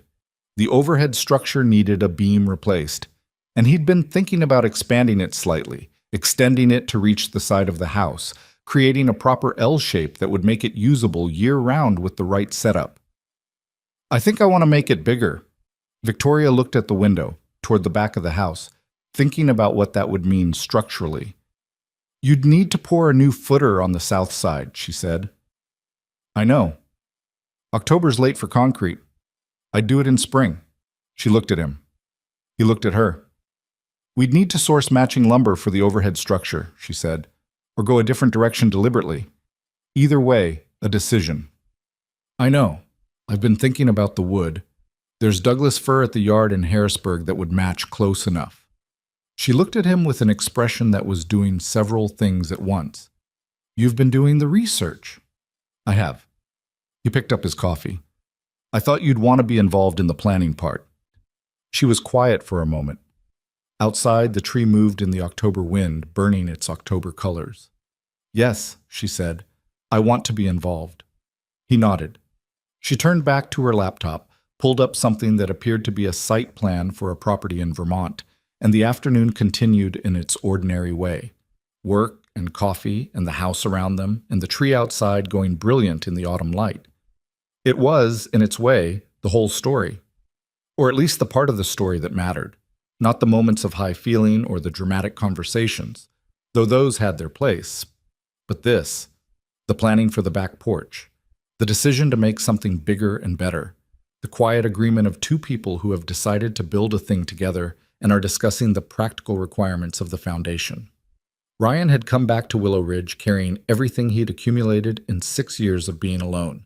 The competence and the exhaustion and the particular loneliness of someone who has made themselves entirely self-sufficient and then one day noticed that self-sufficiency had become its own kind of prison. He'd come back to close something and stayed to open something, which was not a plan he'd made, but which was, he understood now, the only kind of plan that ever really worked. The ones that made themselves out of what was actually there. His father had planted a tree on the year of his birth. He hadn't known, planting it, that it would outlast him. You never know that, about the things you plant. But you plant them anyway, in the ordinary belief that the future is worth investing in before you know what shape it's going to take. Ryan was 32 years old, and he had a daughter who believed in French-speaking horses, and a house with repaired windows, and a solid porch, and insulated walls, and the particular warmth of a place that was being lived in the way it was meant to be lived in. He had work that put human faces on the problems he was solving. He had a town that had gotten used to him again, or gotten used to him for the first time. It was hard to say. Probably both. He had, sitting across the kitchen table with a laptop and a coffee she'd made for both of them, a woman who told him when things were 65% and when they were better, and who had knocked on his door on a November night because his father had asked her to look after his son who didn't ask for things. He was still afraid sometimes. He still got quiet when he should talk. He still had days where the old habits pressed in and he had to work to stay present rather than productive. Those things didn't resolve. They were just the particular work of being himself, the ongoing maintenance that everyone had and that nobody finished. But the porch would be larger in the spring. The plan was already being made. The tree outside the window burned its October colors in the afternoon light, and somewhere upstairs a 7-year-old was drawing a horse that might or might not be in France. And the house held them all the way houses do when they're lived in honestly, imperfectly, fully, without apology for any of it. That was enough. That was in fact everything.